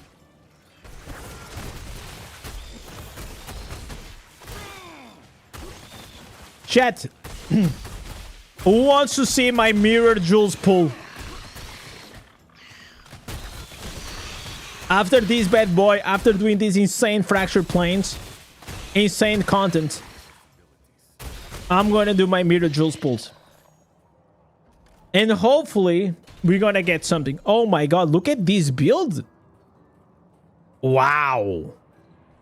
Chat, we are, the build that we have right now, it's literally the old school farming build. Look at this. Look at these guys. The open world farming build right here. Okay, blessed answers. Nice. I guess we are doing like this quite fast though. When is the next update? Yeah, please. It's gonna be like in 2 weeks. Probably. I am tempered. Anything that builds the character strength has to be pay to win or time gated. Otherwise, they'll make zero money. No, I'm fine with that part. What I think is that I was talking mainly about like the content itself.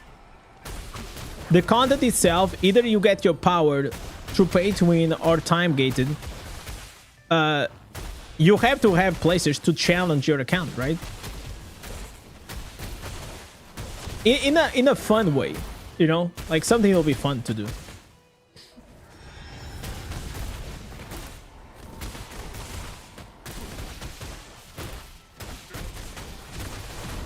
I don't know, chat. Maybe I'm just like too old nowadays, boys, for this game. And I don't mean like literally my age. I mean like maybe it's just like time has passed. Oh my god. It's hot, me. Oh my god, boys. Look at this. We got here some quiche.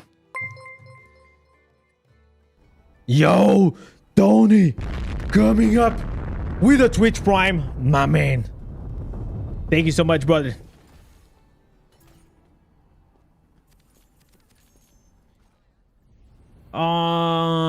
Okay. All right. They could delete Monk next patch. And Tempest probably. Oh, fuck. She was right. It's hot.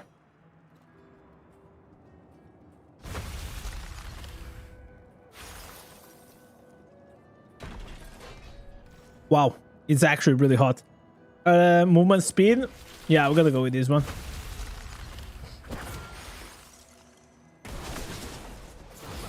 Okay. Dips.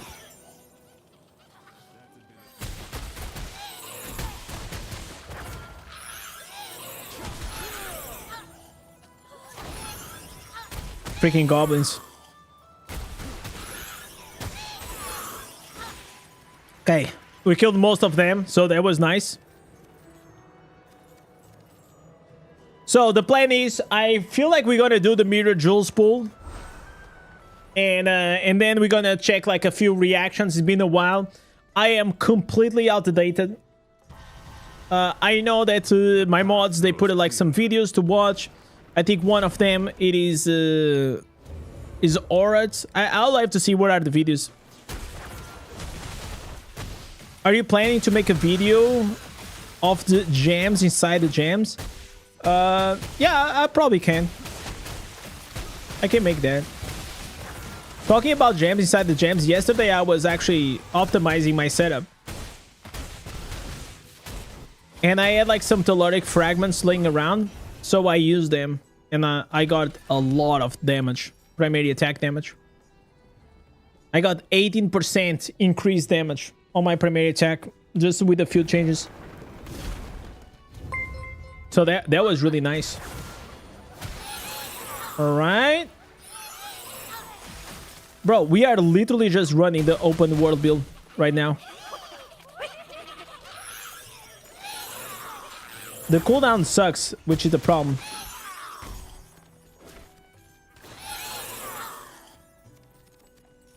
Okay, we're getting a lot of goblins. I mean, imagine like if in the future they say, you know what, guys?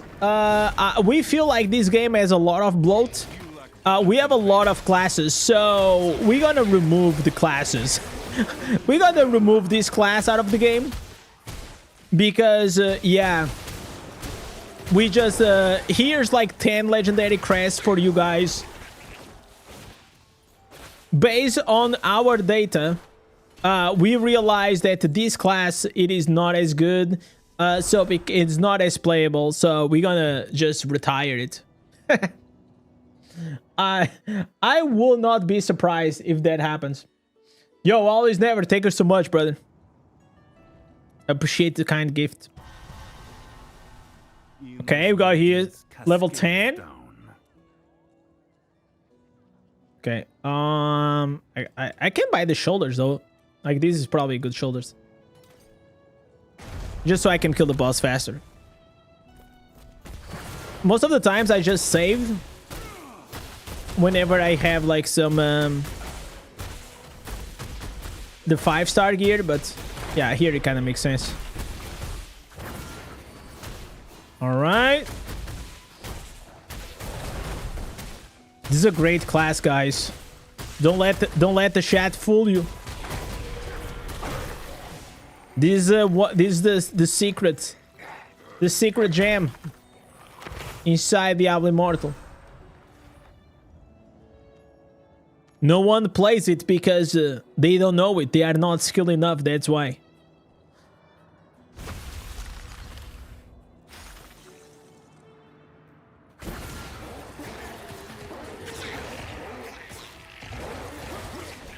I appreciate it, man. Thank you for watching the videos. I'm glad that they are helping you, man.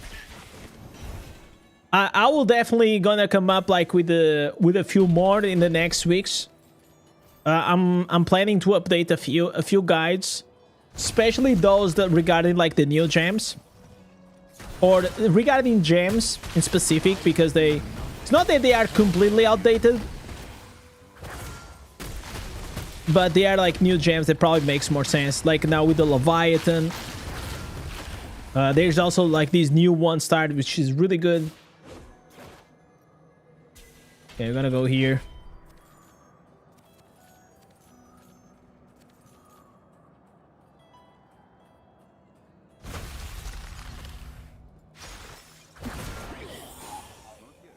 Man, but above all, chat, I miss... I miss... you know what I miss? Like to do inside Diablo Immortal? I miss to do like those podcasts with Echo, bro. That was a good freaking time, man. That was a good freaking time. You will be nice to actually find out like another creator that I could do that. But I don't know who though. Because like the thing about with Echo is like it was so easy. It was like so easy. In the sense that like I knew that he was always available to do it and I was always available, so we'll just get like literally on a call, like no warm up, and it's like, okay, let's do this, and yeah, that was it. So it was like very easy, like the synergy, it was there. Yo, level up, what's up, man?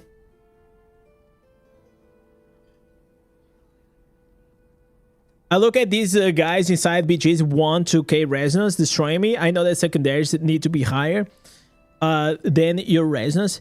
Yes, but also like try to check like the gear that they have. There's a lot of things that they make a good Diablo Immortal account. Like damage to players, damage reduction from players. That's also important to have in mind.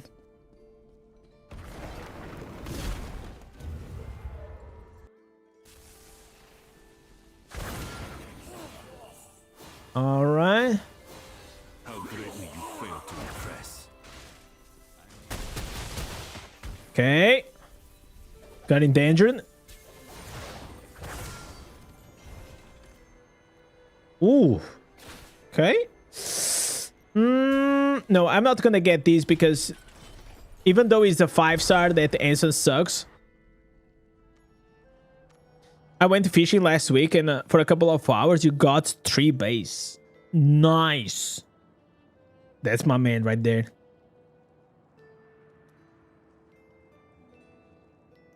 I never went fishing, man. And my grandpa actually was he used to get like into this sport like fishing. It was just like for fun. And he used to get in tournaments and stuff like that. He has like some trophies. I guess I was too busy playing World of Warcraft, guys.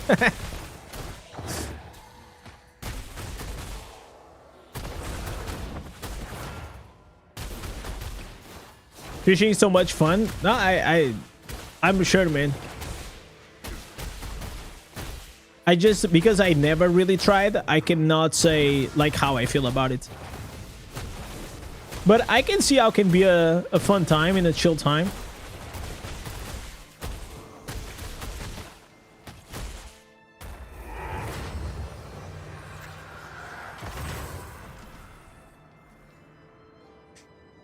What was the maximum resonance that you teach to a person? What is... Okay, I think you're asking what was the highest reso person that I... So, 12,000. I never did anyone with a absolutely maxed out account. But there is one guy that has 12.2, no, 12.3 now. And max like rank 10 secondaries and stuff like that. But I never did like with a 13.2. No. 12.3 was the biggest. And you have to understand like the problems that these guys have are so different. Are so different than the majority of the... Like from 1 to 3k players have certain problems. I will say even that from 1 to 9k a lot of the problems are similar. A lot of them.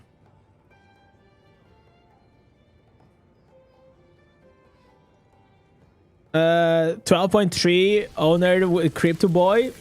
Nobody's like financial related.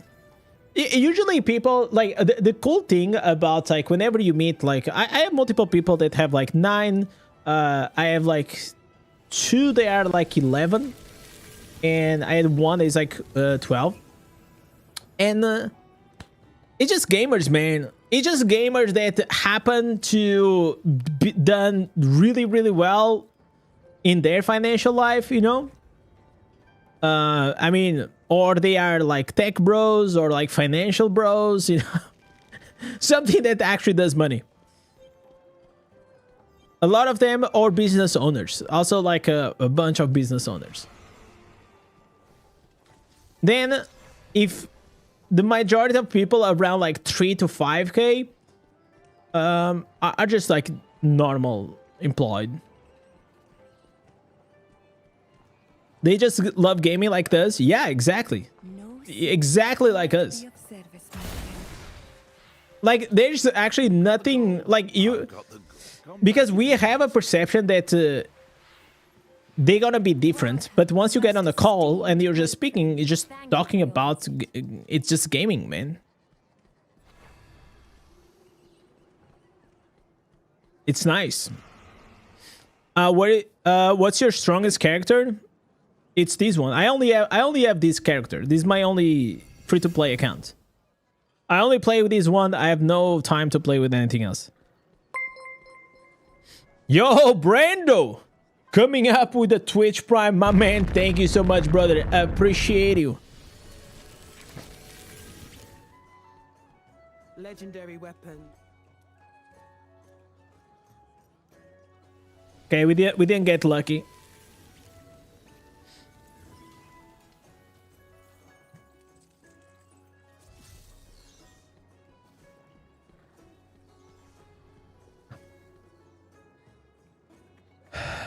Yo, what's up, Fishy? You are a CRNA. What does that mean? And you'll never play. What is CRNA? What does that mean? Does it mean something? Certified registered nurse anesthetist. Okay.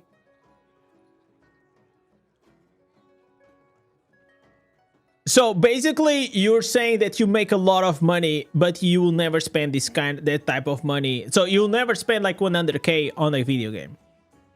That's basically what you're saying. And I think that's fair. I think that's legit fair. And you know what? I think, honestly, you're probably going to enjoy this game more if you don't spend a lot of money.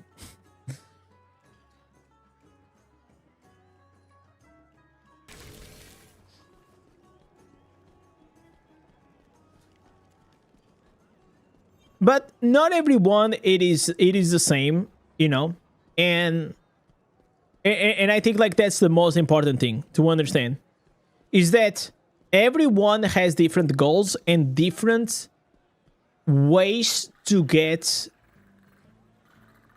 the fun aspect out of the game, right? Like some people, they just love to gamble, you know. They just love to gamble and they love to buy stuff and spam like elder rifts, and that's how they get their fun out of the game, right? They like to play with the other whales. They like to put, and that's like it's fine, man. I feel like as long as you are not putting yourself or anyone else in financial risk, you can do whatever the fuck you want with your money, man. If you want to spend like another 100,000 or in this or in anything else, I mean,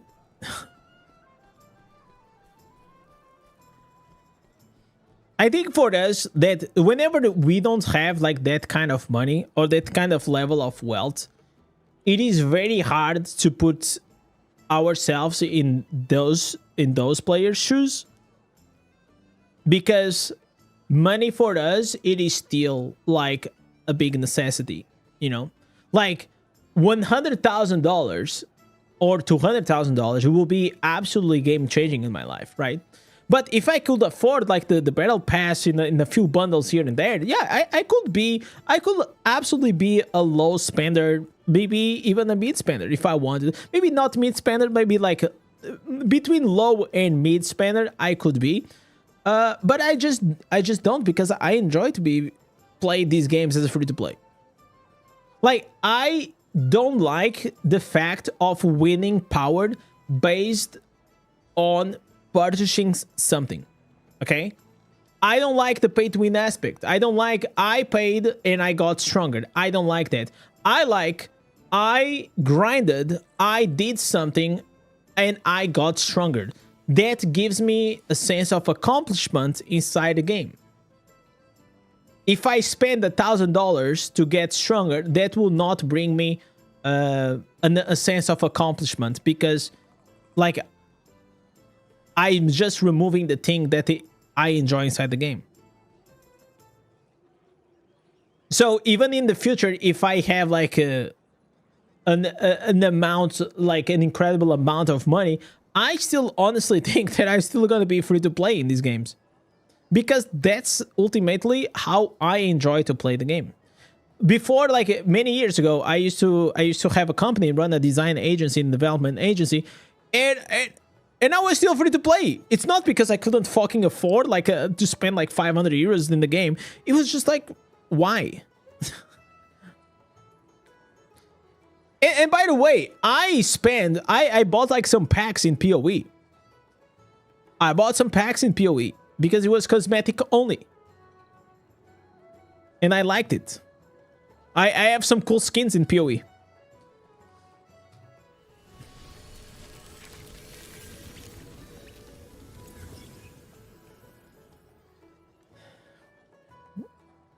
But I feel like it is kind of cringe whenever I see like some like players, like especially free-to-play players, like shitting on whales.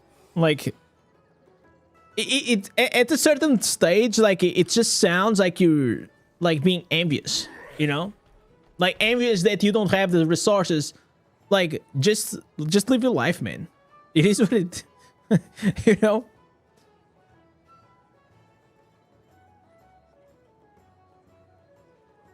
No, Kyle.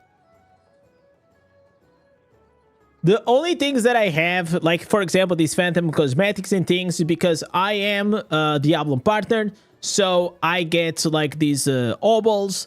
I also, like last year, the Blizzard made a mistake, so they send 3,000 orbs extra because they fucked up the number of obols for the Phantom cosmetic, and that's why I have these 2,000 orbs. So I spent 990 to do the last Phantom cosmetic pull, and I'm left with 2010.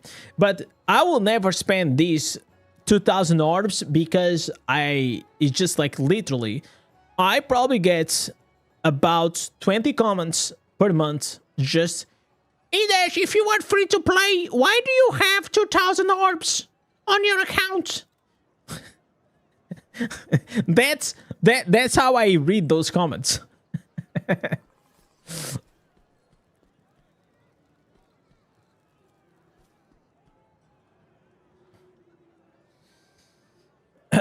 A lot of whales, they don't have a very friendly personalities. I mean, I think honestly, I don't know if that's because they are a whale or not, because I can tell you a handful of free to play and low spenders that they are also assholes. So I don't know. I think like, okay, I'll say that sometimes being a whale in this game can be a burden, because you have so many people asking you to carry them in raids and gauntlet. I think it can be fucking exhausting though.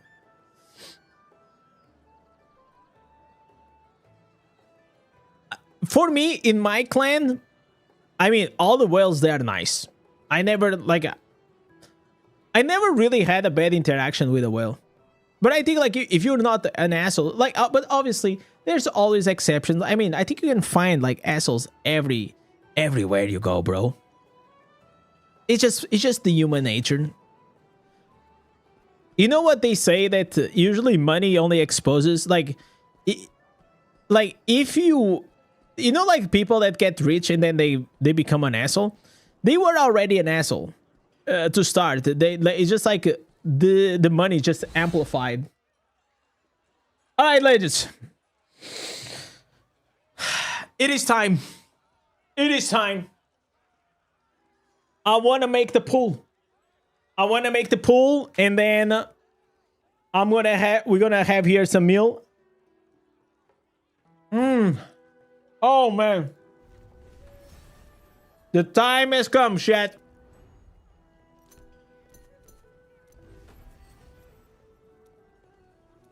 We're gonna go with these ones. So, on the first Mirror Jewels, I got Void Spark, which, I mean, kind of sucks. On second one, I didn't get anything, but I hope that today I am gonna get something. So, we're gonna select here the Colossus Engine banner, as well the Mother's Lament. That's where we're gonna go with.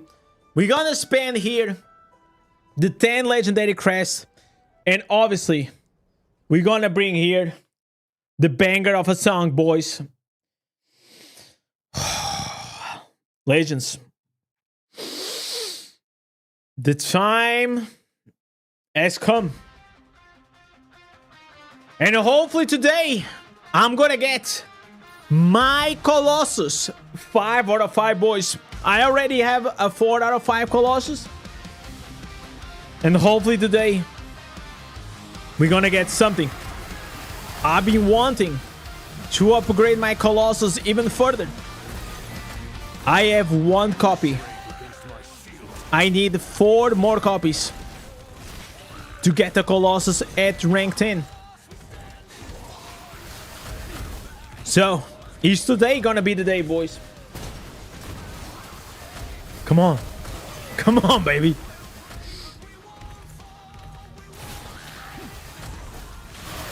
Alright, alright, alright.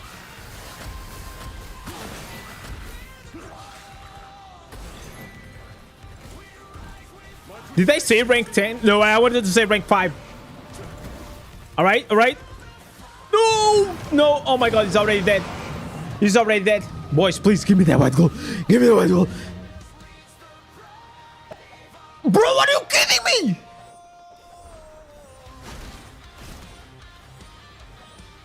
What? No shot. No shot. No way. Wait, did I select the Mirror Jewels? No way. What?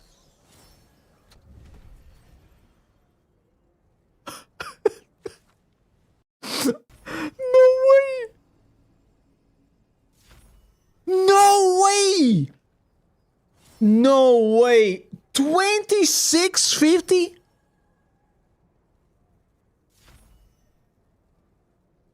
$26.50. Wow. So we missed the 6%, 7%. We missed even the 30%. Wow, dude. So we got 2 weeks without getting anything. Wow, dude. I was so certain that we were gonna get something. I was actually so certain that we were gonna get something, and we got jack shit. Wow.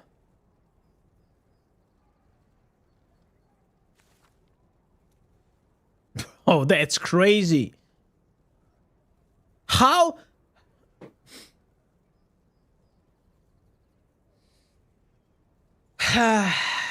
I guess today was not the day, huh?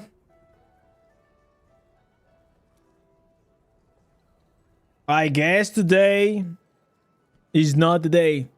Did you call the CEO? No, oh my god, chat, I forgot to call the CEO. Maybe the CEO still thinks that I'm in vacation, guys. Oh. Blizzard just welcoming you back. Facts. Maybe I should have said that the Diablo Immortal is the best game in the world. Oh, dude, that was heartbreaking, bro. I was literally... I was like, I'm gonna get it. I'm gonna get a 5-star. Like... Wow. Wow, dude. Okay, that one kinda stinks. That one kinda stinks. You know what, chat? While I eat, let's watch some reactions, boys. Let's watch a few things. Holy shit, boys! I don't know how I'm gonna cope. How am I gonna cope with that? Oh, dude! Wow! I don't even know what to say.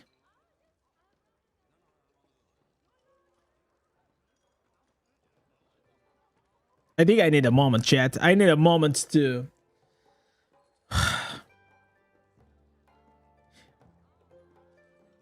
It's like, okay, if you are a spender, you can just keep pulling.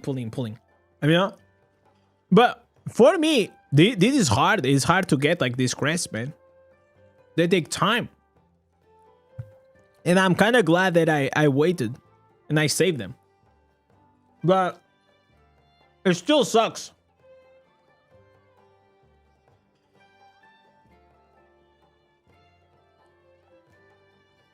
Give Marvel Snap a try. Mobile card game. It's chill. I actually already played Marvel Snap probably like 3 years ago. Whenever I was living in India. I used to play it for fun. It was fun, but it just got repetitive. This game doesn't like people to take free legendary gems. True. Oh, man. I'm quite sad, though. I am legit kind of sad. Okay. So, you guys have posted here some things. So, Orat. Oh my god, listen, only Orat is creating content for this game while I was gone? What? Is only Orat the one creating good content for it? Jesus Christ. Okay, there is this video, but I think like the problem is like all these videos are so long. Hello everyone, this is Wei. Oh my god. 43 minutes. Wow. But it is about the pets. I kind of wanted to watch this one.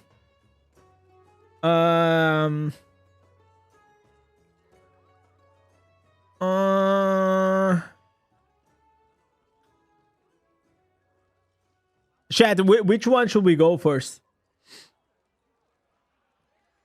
Crazy new PvE Tempest build. Okay, I'm gonna watch this one. I'm kind of curious. About this one. Tempest has been a class. Is not getting a lot of love recently. But his main problem is in PvP. Not PvE is still fine. This PvE build, it's like literally the build that I posted like a month ago. But we're gonna probably just double check. I didn't watch any of these videos. Zero resonance, the 9. Okay, probably gonna watch the 9 million game. Okay, 31 minutes. Okay, probably we're gonna have to fast forward. Like 27. Bro, this is where are like the 8 minutes videos for Diablo Immortal, man? Kill switch. What is the strongest PvP class after the Warlock?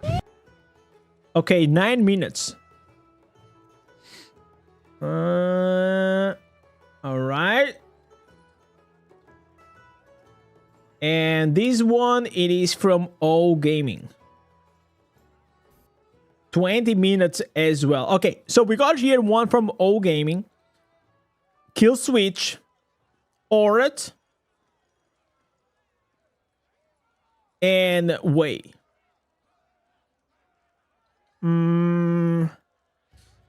How much money do you think you have to spend to be considered a whale? To be considered a whale, you need to be about like 9,000 resonance. So 9,000 resonance, it is around like $75,000 around that. It depends how you get it, because the thing is like it's not only the resonance that you need to develop, is everything. No.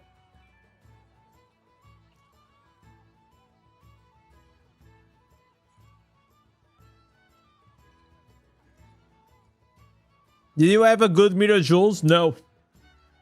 I just did it. It sucked.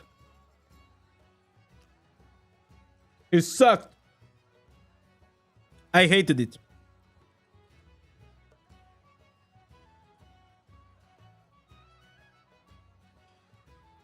Okay, chat. Tell me, which one should we watch first? Old Gaming, Kill Switch, Audit, or the Way? Which ones you guys want to go with? I'm all in for any of these. I don't know if we're going to watch all of them because they are very long.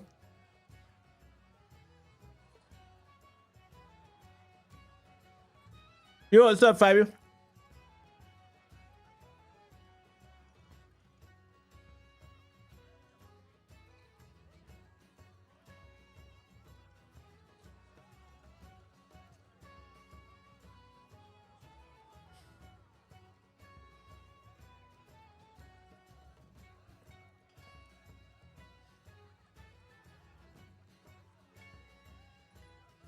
First kill switch.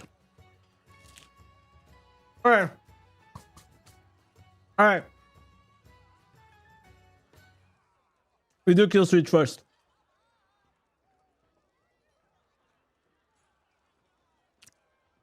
Alright. Let me just clean up my teeth.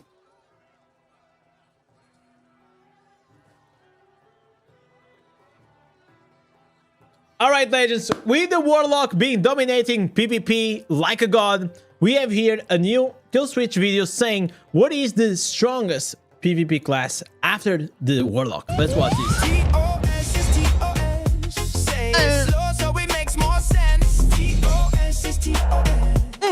Hello guys, it's me again, Kill Switch. So after the Warlock nerf, which class is the strongest right now? You guys are seeing it Always right now. playing the demo. We are back to the one-hit meta. Until It is really strong. Inferno 14. It's really fun to play. I like to play with this build. Maybe the meta will Fun fact, while I was in vacation, I actually switched to Demon Hunter and I had a bit of fun with it. change again. After we have those new essences. So 2 weeks to go. So this is still the same build, right? Just with a new main hand.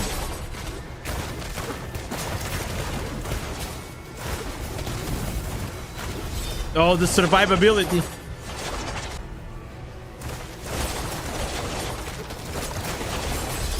Even Wow. theirs has no chance. Wow. Dead dips, boys.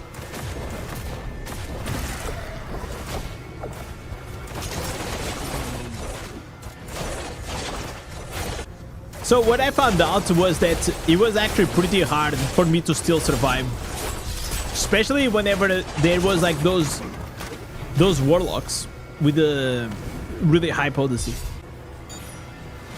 The only problem with this build is it's very difficult to use it on mobile.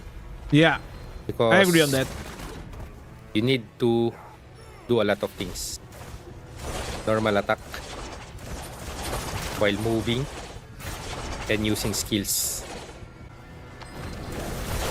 So even if this is the strongest right now, Bro, look at this.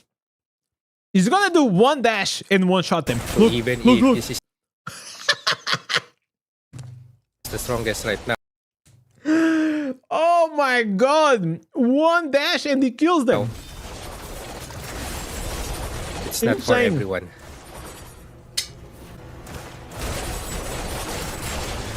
It's still usable on mobile, but it's not that, let's say, optimized compared to PC players. A million damage, almost.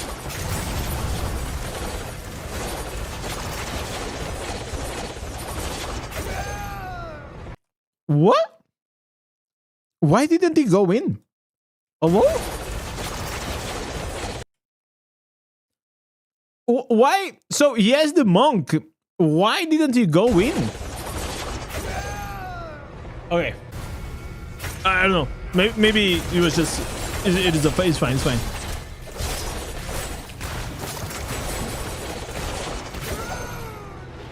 It's again.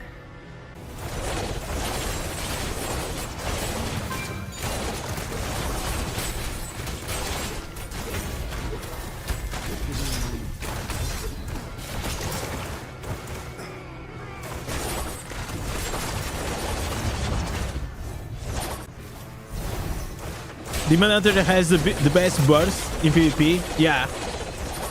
Whenever I play with it, it was quite nice. But I still struggle sometimes with survivability. Bro, that bad didn't do anything. Actually, this is already strong since the buff.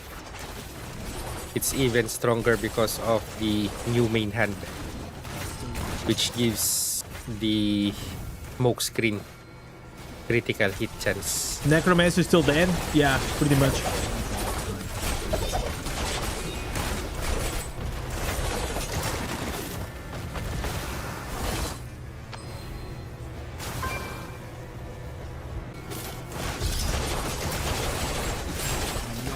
The thing about this build is like he has so many requirements. Like, if you want to play this at the full potential, you need the 4 out of 4, the class affixes of Dirty Swing. You also need the escape. You also need at least one smoke screen. So I found out, like, especially not having the 4 out of 4 Dirty Swing, it made my life like hell. So which one is better? Which meta is better for you? I still BH think meta the or Warlock is Warlock? easier to play. It's easier and more safe.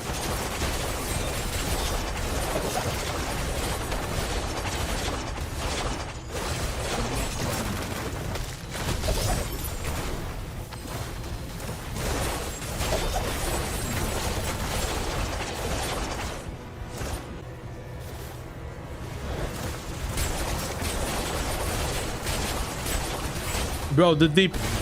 Ay, lag. Going to die. Let's die. With a bang. I survived. Let's heal. Alright, let's talk about the build. This build is fun. You need to have fingers for it, but by the way. Bro, 24-2. Wow. For the skills, crossbow shot, smoke screen, spinning chakram, daring swing, escape. For the Paragon tree, there's 3 Paragon trees that are viable. I'm using This is very hard to pull if you're not a whale to play with this. I think for me, I was playing with the Gladiator because the cheat death still saved me a lot of times. If I was a whale, I would play these 100%. Harbinger, Quick Step, Blur, Ambush, Bone Steel, Fate. So this will give you the highest DPS. But of course, your survivability will be very low. Next will be Brawler. This will give you more movement speed, more survivability. Heavy Armor, Rug, Combat Expertise, Combat Tricks, Defender of Sanctuary. And if you want a second life cheat death, go for Gladiator. Using cheat death, of course, Grizzled Veteran to the Victor, Overpower for the last one, either Juggernaut or Hold Formation, up to you. And for the legendary skill, will always be Soul Harvester. This is what I use. I use a the green Gladiator set, with Soul Harvest. For me, this is the perfect combination of set. 4 pieces Restitution in Blood, 2 pieces Holga's Hunger, Yeah. and 2 pieces Vitus Urges. The only problem with Holga's Hunger is that you take more damage. If you cannot survive because of this, replace it with 2 pieces Gloomguide's Price. Or you can also go with 2 pieces Bounty Banks. Is also a defensive option that you can go with. For the legendary essences, Best Discretion, Fume Threads, Escalating Violence, Chaps of the Acrobat. You know what is incredible? Is that after almost a year, they still didn't fix this weird interaction that if you are showing the shoulders, if you want to show the answers on the shoulders, you actually have to go inside the item, because otherwise just always gonna showcase the name of the ancient gear. This, like, I already called out like these 3,000 times. I really hope that Blizzard really fix this. It's so annoying to showcase builds. Supply Everlast, Belief here. So because of this one, this build got more OP. Yeah, 22% crit inside Supply PvP is crazy. Everlasting, Dusky Courier, and Survivor's Strike. For the Reforges, damage taken from players reduce, duration of beneficial effects increase, damage to players increase, damage to enemies suffering loss of control, damage to shielded enemies increase. Yeah, it's for the Vengeance Throughout set. all of your legendary gears. Is it gonna show the class affixes? Important class affixes, and this is a must-have. 4 pieces Escape, Yeah, 4 pieces Daring Swing. yeah. You need to have 4 of each. It's like having 4 out of 4 of like anything. It is already like super hard. And having 4 out of 4 Daily Swing and 4 out of 4 Escape. But if you manage to do it, it's like a bear. Like, also the bear has a really high gear requirements. But And once you at get it, least it's really one powerful. spinning chakram. Good to have is smoke screen. Not needed. Only good to have. Basic rotation for this build is use your smoke screen and chakram together before you enter the battle. Yeah, it's Jump very in simple. using Daring Swing or Escape depending on the situation. And use the primary attack Normal in the attack middle. always. Yeah. I said depending on the situation because if you are far away, use Daily Swing. Yeah. Daring Swing, and if someone is hitting you, use Escape. And Also, you always use the escape through the enemy, not only to do damage, but also to immobilize them. these together. So smoke screen and chakram. If the other one is in cooldown, do not be aggressive.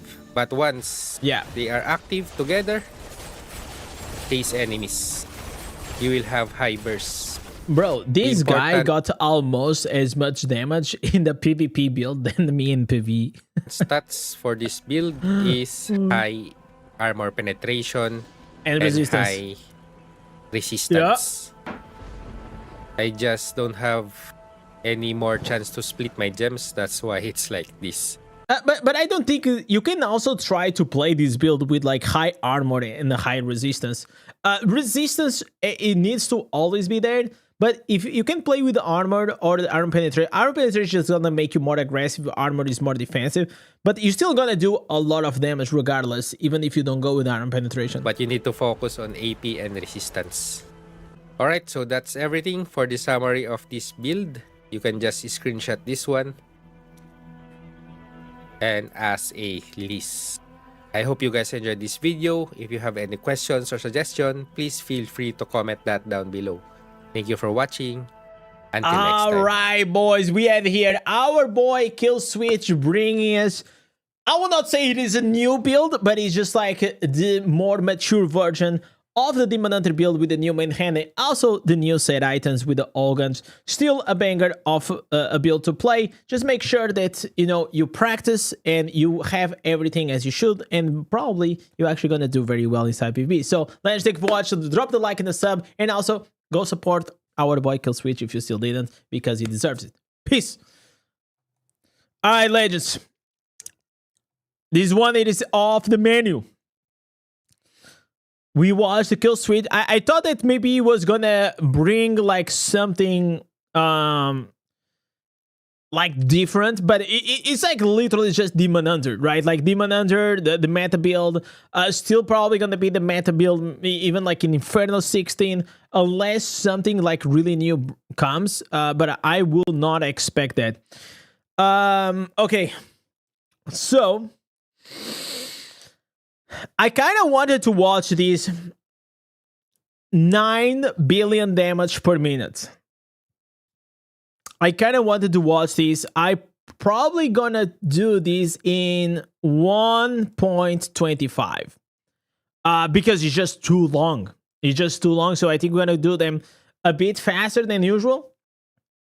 Also, usually it's fine because Aurat like it speaks like slow, so I think we're gonna be fine. All right, legends. Aurat once again breaking the game, coming up with a 9 billion damage per minute on his Blood Knight. Let's go and watch this one, how we managed to accomplish Hello guys, these Orof here and a achievements. warm welcome back to my channel. In today's video we're gonna take a deep dive into damage. And this is what I love the most. And yeah, I've been saying many times on this channel that I'm gonna showcase a build that is bonkers. But yeah, I smashed my old record using this setup, and I'm gonna go through everything. So I'm gonna show you which skills I'm using, I'm gonna show you the set items, I'm gonna show you which essences and legendary gems, of course. I'm gonna show you the Paragon, I'm gonna show you my Reforges. I'm also gonna do a complete breakdown of my attributes so that you can see my core stats. I'm gonna showcase my familiar, I'm gonna show the skill rotation, and I'm also gonna do some dummy runs. And I'm also gonna discuss a few minor alterations. And remember now that this build that I'm using now, it's a top DPS build in the game. There's nothing else that beats it that I know of. Yeah. And of course, there might be some choices that I do here in terms of how I build my character that is more for the normal training dummy here. But there can also be some slight alterations, and I'm going to discuss them as well if we're going to attack a boss. But remember, I've said it before. I think it's just talking about the damage loss of control. Whenever you optimize for these, you're going to do more damage here. If you're going to go versus the boss, you're not going to do as much damage. I often do a lot of runs here at the training dummy because I think it's fun content. It's not necessarily that the highest DPS builds on the training dummy will perform best in other situations, but if something performs very well at the training dummy, it often performs very well in other types of content as well. But with that being said, without further ado, let us dive straight into... You know what is funny? It's like the first 2 minutes of the video is Aurat just like giving a disclaimer to all the people that go, oh, you're showcasing like doing a lot of damage on the normal dummy. Why you're not giving like the damage on the raid dummy? It's like it's always the same comments, and usually it's always the same people with the same comments as well. The build. And let us first take a look at the skills. So if we take a look here at the skills, I use the Ravage primary attack, I use Whirling Strike, I use Shroud of Night, I use Mephitic Cloud, and I use Abomination. And if we move on and take a look at the set items, I'm using 4 pieces of V2 Surge. This is quite important for this build because we both need the beneficial effect duration. He's going with the 4 speed. pieces Barons. On top of that, I use 4 pieces of Baron. This is for optimal damage on the normal training dummy. But if I would play against the boss dummy, I would replace 2 pieces of Baron for either 2 pieces of Banquet or 2 pieces of Restitution in Blood. So you can try out what works best for you. So let's move on and take a look at the essences, and I have 3 essences that are linked to the Abomination skill. And first of all, I use Anchored Agony in the shoulder slot. I use Grimhound in one of the offhand slots, and I also use Crushed Pity in the pant slot. And basically what Anchored Agony does is that it makes it so that I don't need to have anger in order to transform into the Abomination. And I will also get this AoE effect that both slows the target and deals AoE damage. And this slow also activates the damage to enemies suffering loss of control affixes. And it also activates the 4 piece of Baron. I also have the main hand runes that will also apply the loss of control effect. Yeah, I just wanted to mention it. If we look on the offhand slot here, this is just an offhand that makes my damage increase the longer I remain near an enemy. So it's quite a neat damage buff. And of course, the pant slot here is extremely strong. So when I... These pants complete, like, you guys to remember that Blood Knight was already cracked at a single target with Abomination build. These pants just took like Blood Knight to SSS plus tier. I use this skill, I will induce the damage from a primary attack by a lot. So it's really strong. Very good essence. If we move on and take a look at the essences linked to Ravage, we can first see that I use Coiled Cores in the main hand. This is a switch compared to what I was trying before, because I was using the main hand that puts a bleed. I was discussing this with a friend on my Discord server, Birdie. He was using this main hand. I've been using this main hand before, but then the other main hand always performed better. But now for some reason, all of a sudden, this performs better. So yeah, it's a neat addition. And I also use Elegy of the Heart. It seems that the apparitions that I summon from the Shroud of Night will also trigger this Elegy of the Heart. It will also trigger this Coiled coil cores. So yeah, quite neat interaction there. And then if we move on and take a look at the helmet slot, I of course use the Blood-Soaked Hood. I think that this is one of the strongest essences in the game in terms of damage output, because it both gives tons of attack speed and tons of damage increase. So very, very powerful. And on top of that, linked to Shroud of Night, I use the Influencer. So this means that every second primary attack, I will summon one of these apparitions or apparitions that will use my primary attack. So even if I'm in Abomination form, it will still utilize the Ravage essences. So that's why it... That also probably these shadow apparitions that come from the primary attack also are using the coiled cores. Interesting. Matters what because the bleed you only apply one time, and it is every second that bleed is going to do damage. But in this case, if you have like multiple shadows apparitions coming with the elegy and also doing this extra damage, probably like that, you are able to output more damage. Yeah, it's an interesting interaction. Attack we're using. And finally, in the other main hand slot, I use an essence linked to Whirling Strike, and it's of course Five Finger Spear, which also increases the damage done from our primary attacks by a lot. So really, really nice and powerful setup here, and you're gonna see it in action soon, and it's gonna blow your mind. Just funny how 1 year ago Blood Knight was out of touch in terms of damage. Yeah, it was a meme. It was literally the meme of the community. If we move on and take a look at the legendary gems, I use Blood-Soaked Jade, I use Gloom Cask, I use Rolling Consequence, I use Blood Flow, I use Haunt Coil, I use Fated Trail, I use Leviathan Tomb, and I also use the Hellbound Desire. And all of these gems, they are at rank 10, and these are the staple 5-star gems for damage output, the top 8 gems right now in most scenarios. If we play primary attack damage builds. If we don't play primary attack damage builds, in that case we of course replace the Gloom Cask with the Colossus engine. But for this setup we are utilizing... It's interesting that he's still using the Blood-Soaked Jade, but it is just because it is still like rank 10 and is giving 24% damage. On top of that, he's giving 1000 resonance because he's a 5 out of 5, so I think that's why he's still using it. Utilizing the primary attack a lot, so Gloom Cask will perform better. I can also say that of course not everyone can get their 5-star gems to high rank.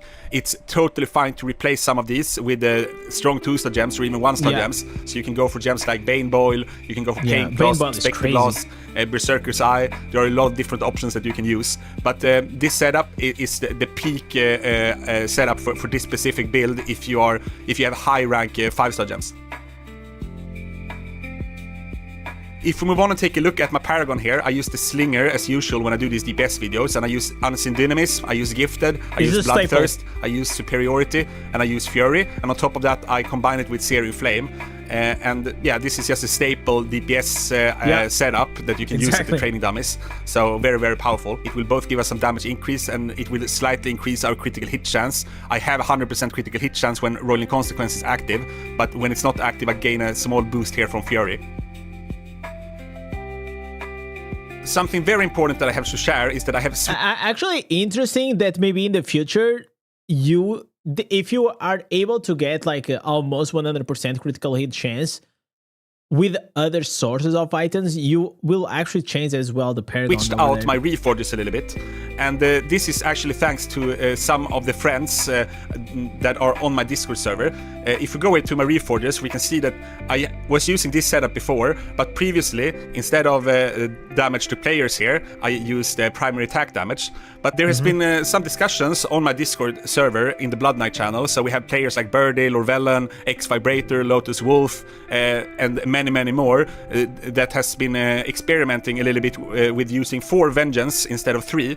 And the interesting thing here is that here we can read that Vengeance family bonus damage increased by 10%. So the base damage increase that we get from Vengeance when it triggers is 100% for 1 second. That can be prolonged by beneficial effect duration. But we can see here that this damage increase that we get from having 4 Vengeance pieces, it's 10%. And I thought that was across the board 10%. Yeah, I also thought about that. I think everybody actually thought that this increased 10% was like, okay, it goes from 100 to 110. And the cooldown remains the same. But I think the finding that people are figuring it out is like, after all, it's not 110. It is actually giving 10% for each reforged slot, which is going to be 180%. So if you're having a primary attack build where the Vengeance is going to proc a lot of times, like a Blood Knight or a Tempest, Then you're gonna get, instead of 100, 180% increase, which you can have up to 2 seconds. It's not 1, it's 2 seconds, because you can increase this with beneficial effect duration. So it is really nice. But it seems like you get 10% per item where you have 4 vengeance slots. So this means that we get an 80% increase if we have it on 8 items. So instead of 100%, it's going to be 180%. Yeah, it's crazy. The beneficial effect duration, though, we have to keep for now because it's still crucial to have with all the builds. But in the future, if we're able to increase our beneficial effect duration in other ways, maybe we will be able to replace the Reforge here and go full vengeance, because the cap on beneficial effect duration is 100%, and it's possible that if we can reach 100% without using the Reforges, in that case, we can get even stronger if we use only vengeance. And oh, he's basically saying that you can get 160% increased damage, because it's like 80% times 2, right?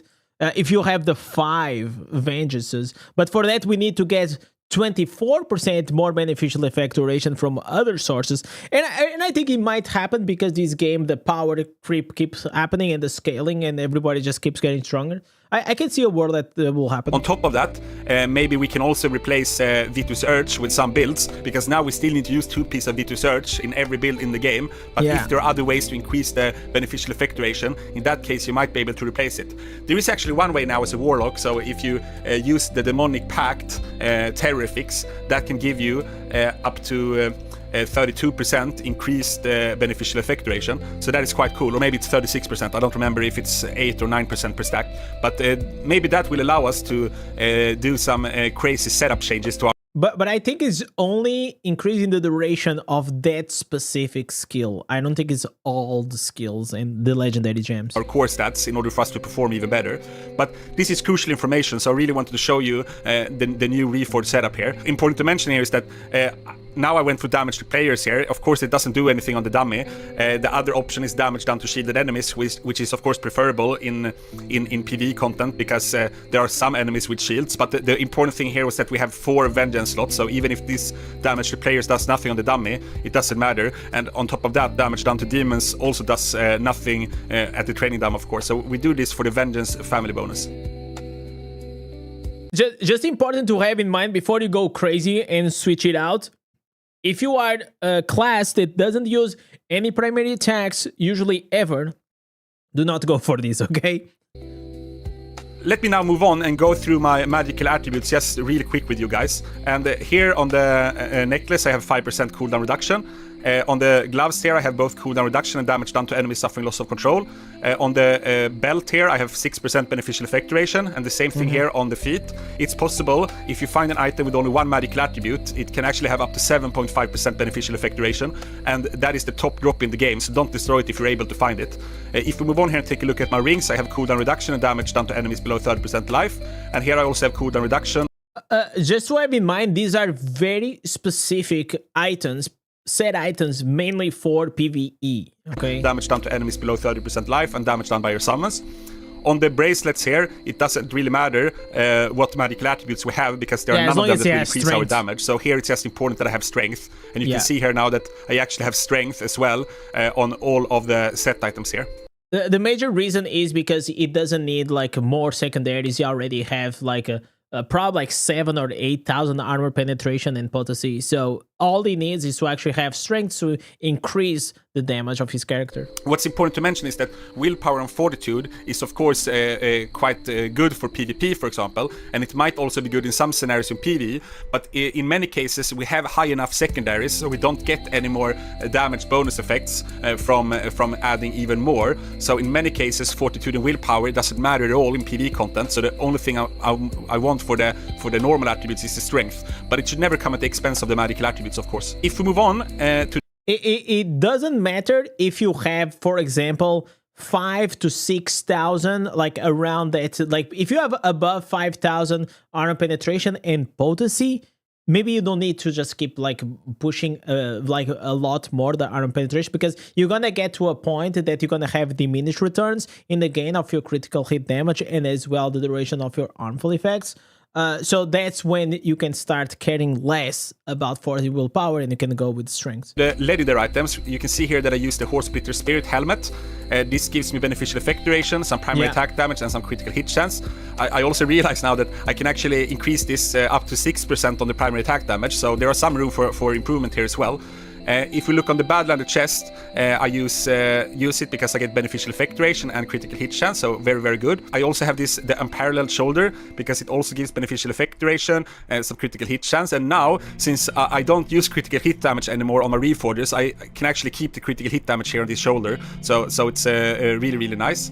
If we look on the pants, the only important thing here is that it has beneficial effect duration. I have the Shroud of Night affix here that also gives attack speed, but this does not stack with the helmet that I'm using, so the Shroud of Night affixes doesn't matter for this setup. I was hoping that I could replace Vitus Urge, the 4-piece, if I added the 2 pieces Shroud of Night, but unfortunately, I was hoping that the Shroud of Night would replace the Vitus Urge attack speed buff, but instead it is in the same category as the helmet attack speed buff, so that's why it's not working. If we move on here and take a look at my So he's basically saying that the class affix Shroud of the Night does not stack with a helmet that also gives attack speed. first main hand, we can see that I have damage done to enemies suffering loss of control, damage done to enemies below 30% life, primary attack damage and critical hit chance. On the other main hand, I have the same thing, damage done to enemies suffering loss of control, damage done to enemies below 30% life, primary attack damage and critical hit chance. Here, on the first offhand, I have damage done to enemies suffering loss of control, primary attack damage and critical hit chance. And finally, on the last offhand here, I have damage done to enemies suffering loss of control, these are skill really damage, good items. primary attack damage, Better and than the critical main hit hands. chance.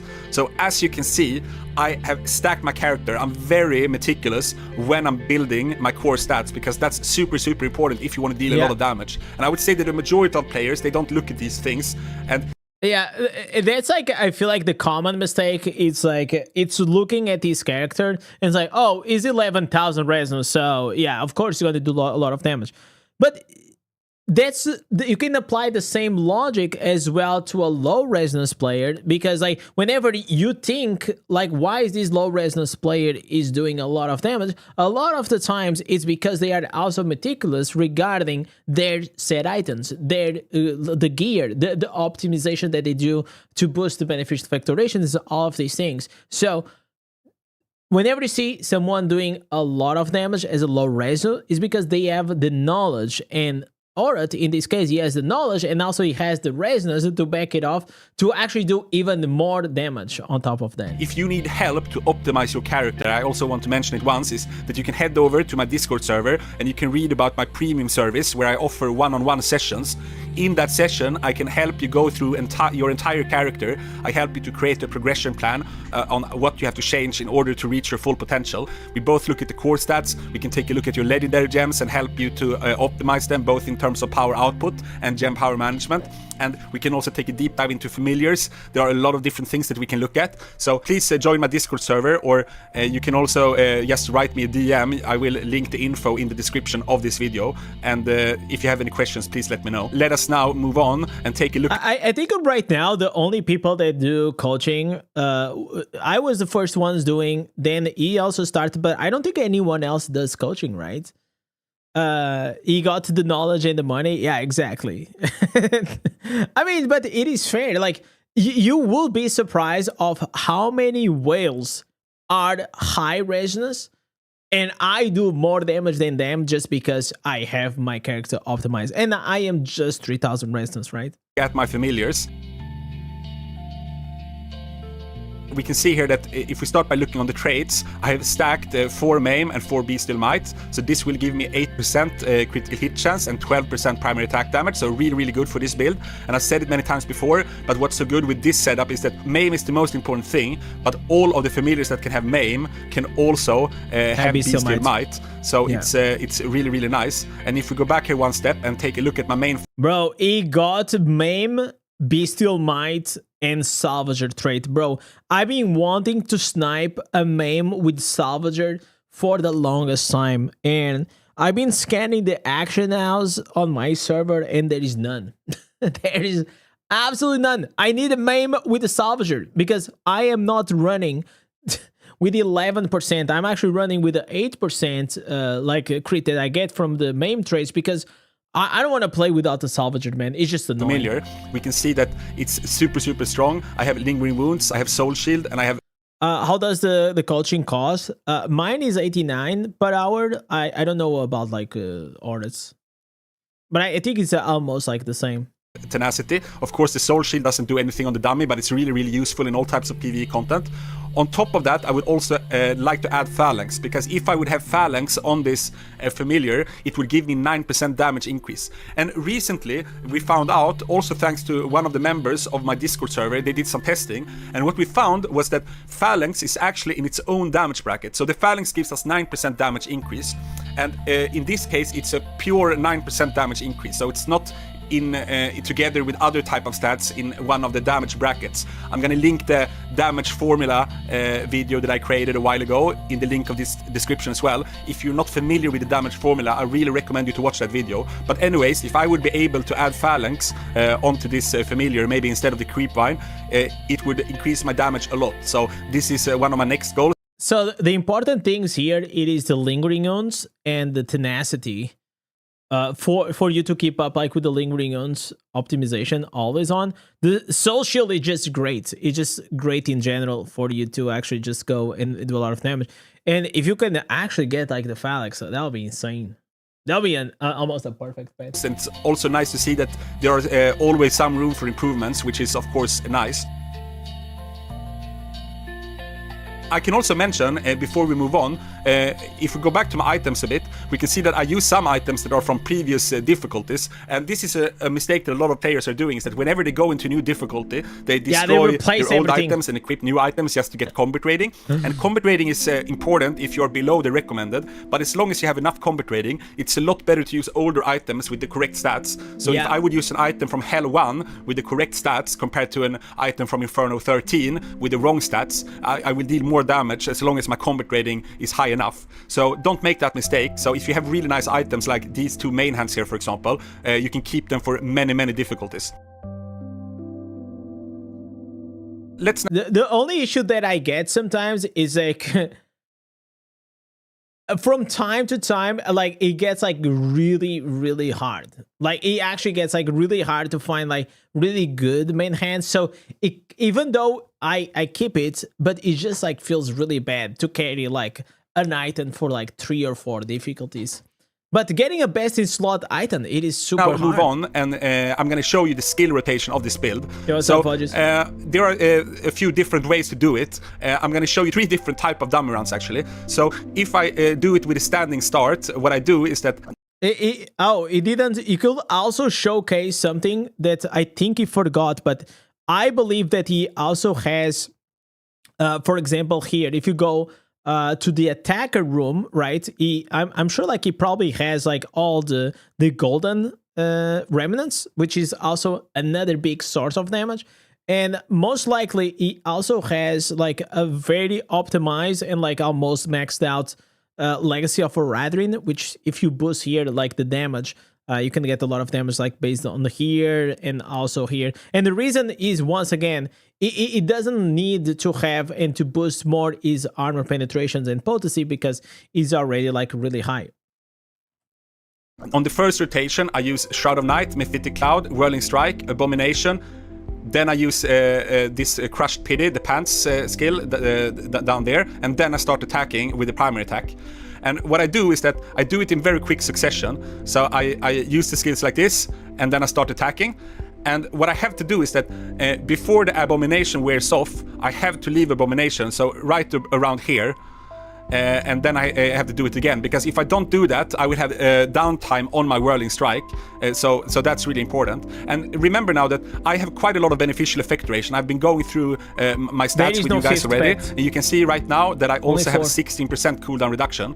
What I could do, if I didn't have enough cooldown reduction, I could replace the runes here, the yellow runes in my helmet and in my shoulder, because now I use these ones because I want beneficial effect duration, but I could replace them for the red runes that gives cooldown reduction if I'm struggling with having 100% uptime on all of the skills.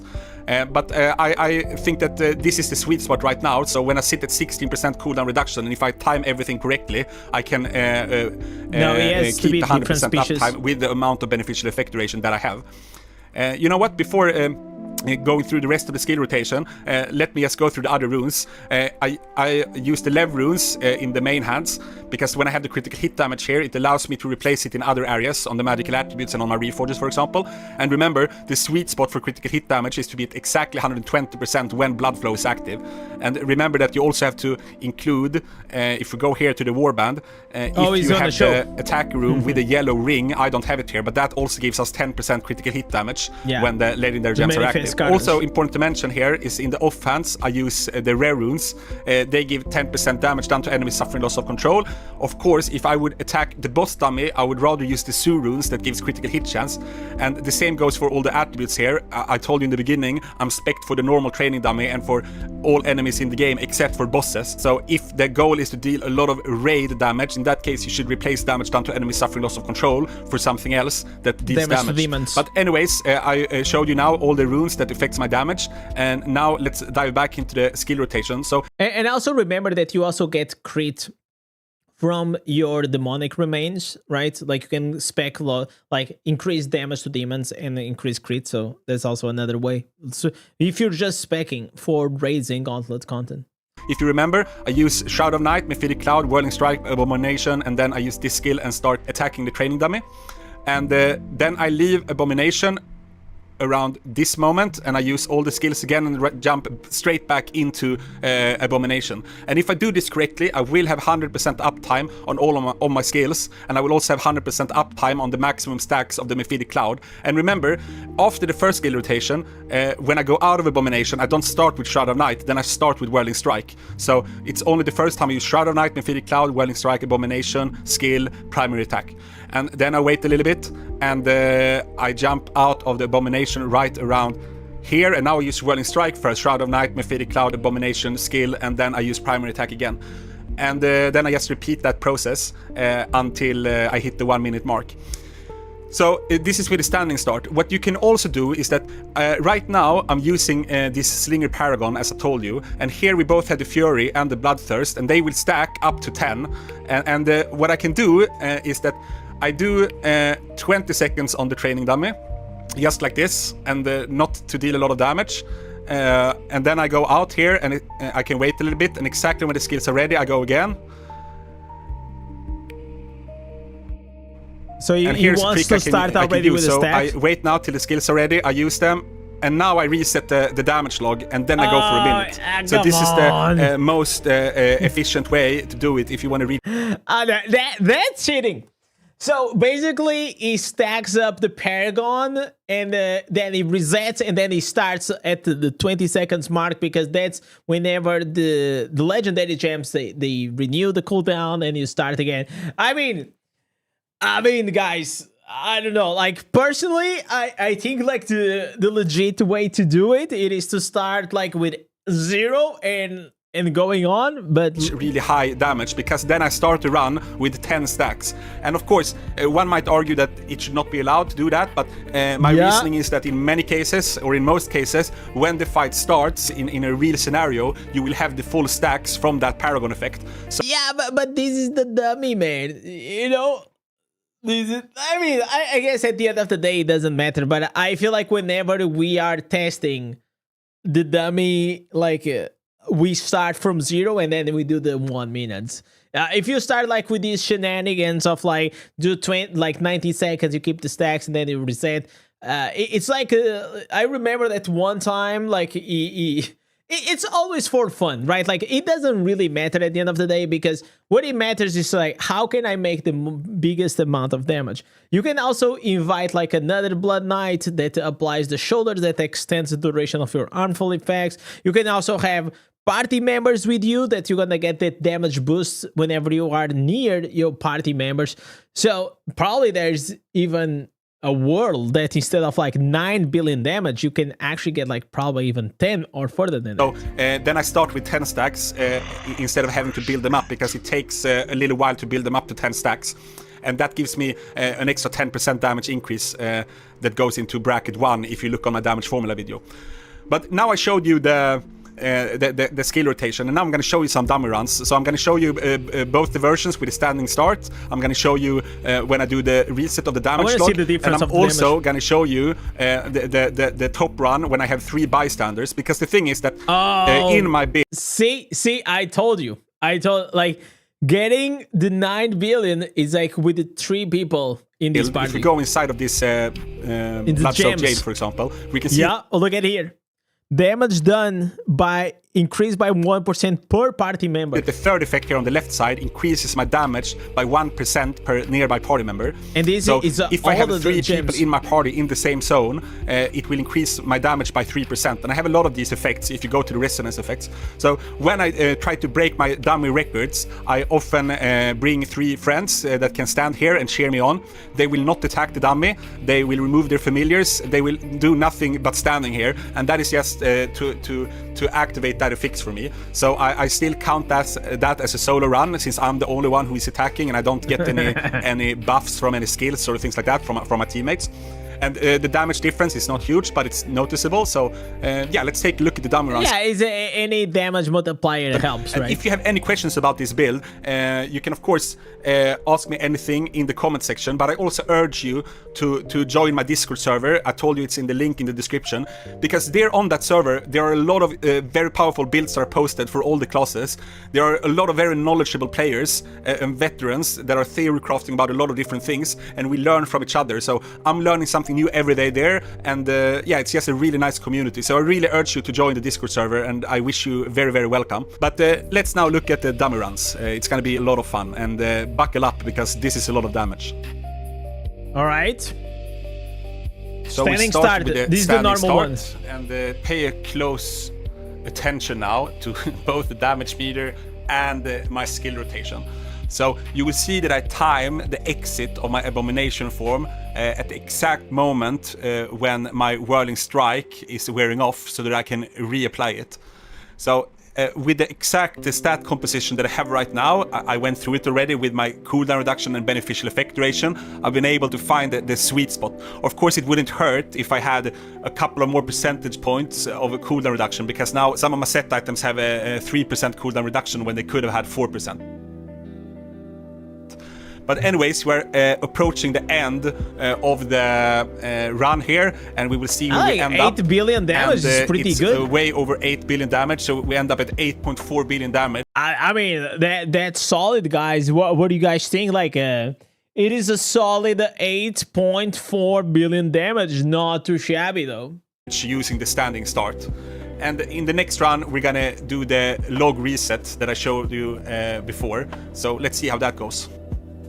Okay, so now he's gonna do like the And now we are here again. We're gonna do the damage reset, and now I can use the first skill rotation, and I can actually exit Abomination form a lot earlier, just to make sure I can use Whirling Strike as soon as it's ready, because the cooldown is around 10 seconds, and I don't want to lose any time on my legendary gem, so I want to reset the damage log at exactly as close as 20 seconds as possible. That would be optimal. So I'm maybe half a second off here or something, but still good enough. If I had a little bit more cooldown reduction, 1 or 2% more, maybe it would be perfect, and I could reset the damage log at exactly 20 seconds. But other than that, after resetting the damage log, the skill rotation is just the same as it was in the first run. And the difference now is that when the timer starts, I was already at full stacks with my Paragon effects. And this is what it will look like in many other situations in the game, that when you engage the boss or the enemy, you're already at full stacks. So I think that it's reasonable to do this damage log reset. I think that's fine. And we can see now that it affects my damage a little bit, and instead of 8.4 billion, I go up to 8.6 billion damage. So it's a slight increase. so 200 million. Yeah, let's from go to the that. grand finale now. I mean, it's an increase, obviously. And But yeah, it's not like now we're that's here at crazy. the grand finale, and now I have 3 bystanders. The skill rotation is exactly the same as in the last time around, so the exact same tactic. And yeah, let's just watch it and enjoy it. The resonance just scales things up. You know, that's what happens. It just scales the number up. But you can have a big resonance, but if you don't have all the other damage multipliers, it's not going to make any difference, right? You gotta to take maximum advantage of like higher resonance. So obviously, if I optimize my character and I have 3,000 resonance, I'm gonna have, for example, 3,000%. And if you have 11,000 resonance, you're gonna have 11,000%. So that's the scaling, but it all comes down for you to see resonance as just one part of the piece of the puzzle.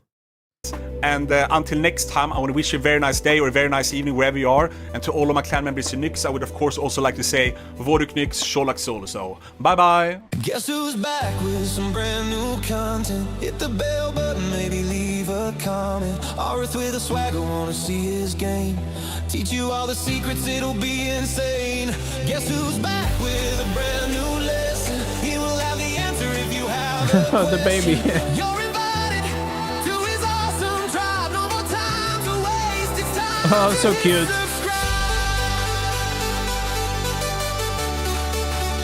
Such a cutie.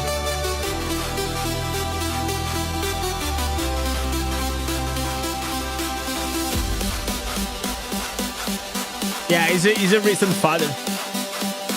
He's a bit banging. So your damage is kind of low at 1k, but if you apply all the principles, you're able to output the same damage as, for example, a 3000 resonance player that it is not optimized. So just have that in mind. It is really important. Oh, I cannot see the dummy. Holy shit, bro. I cannot see. I could... What? How can I delete these? Yo, Orat, you gotta remove these cards, bro. Like, people cannot see how can I remove these? Oh, bro, we can actually not see the end game. Oh, dude. But still, always impressive. Orat once again breaking the game, the boundaries regarding the game. Blood Knight, it is an absolute beast whenever it comes to single target damage. It is a fun class. It is also doing very well in all the areas of PvE. But, well, will it do well in PvP? Well, I guess we'll have to wait another difficult to see. So legends, don't forget to hit the like and the sub button if you still didn't. And also go check the original video from Orat once again. It does amazing content and you guys should go there and support. Peace. All right.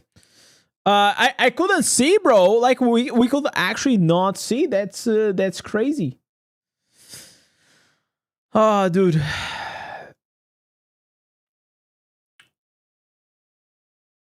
We couldn't see, but it is what it is.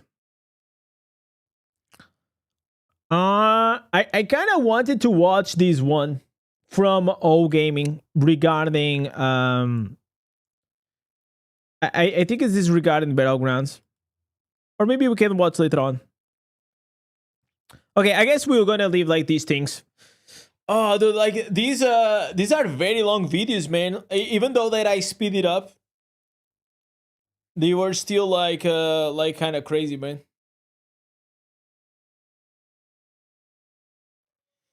You stopped following Diablo Immortal page on Instagram. Oh, dude. Yeah, I don't really think they care about that, though. To be fair. Any whales out there that know the cost of the recoloring? I think it is 3,000. 3,000 per tier, if I'm not mistaken.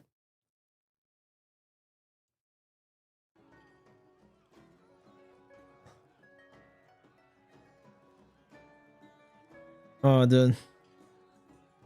All right, legends. I think this was a good stream. It was a good stream to come back. I think we're gonna finish for today. I don't want to go like too overboard. It's already 10 p.m. here. Maybe tomorrow I'll try to come a bit earlier.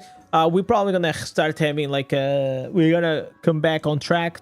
And we're gonna leave a few of these reactions for maybe tomorrow or so. So legends, I hope you guys have a really nice day, morning or afternoon, wherever you are in the world. Thank you so much for coming here. I really appreciate it. Don't forget to hit the like and the sub button. It really, really helps out whenever you do. And also to Brando, Tony, Michael, Iban, Merchova as well, baby. And no one like you. Thank you so much for the legendary support, for the primes, for the subs and the donations. God bless you. I hope you guys have a blessed day. Cheers. Thank you for watching. Peace.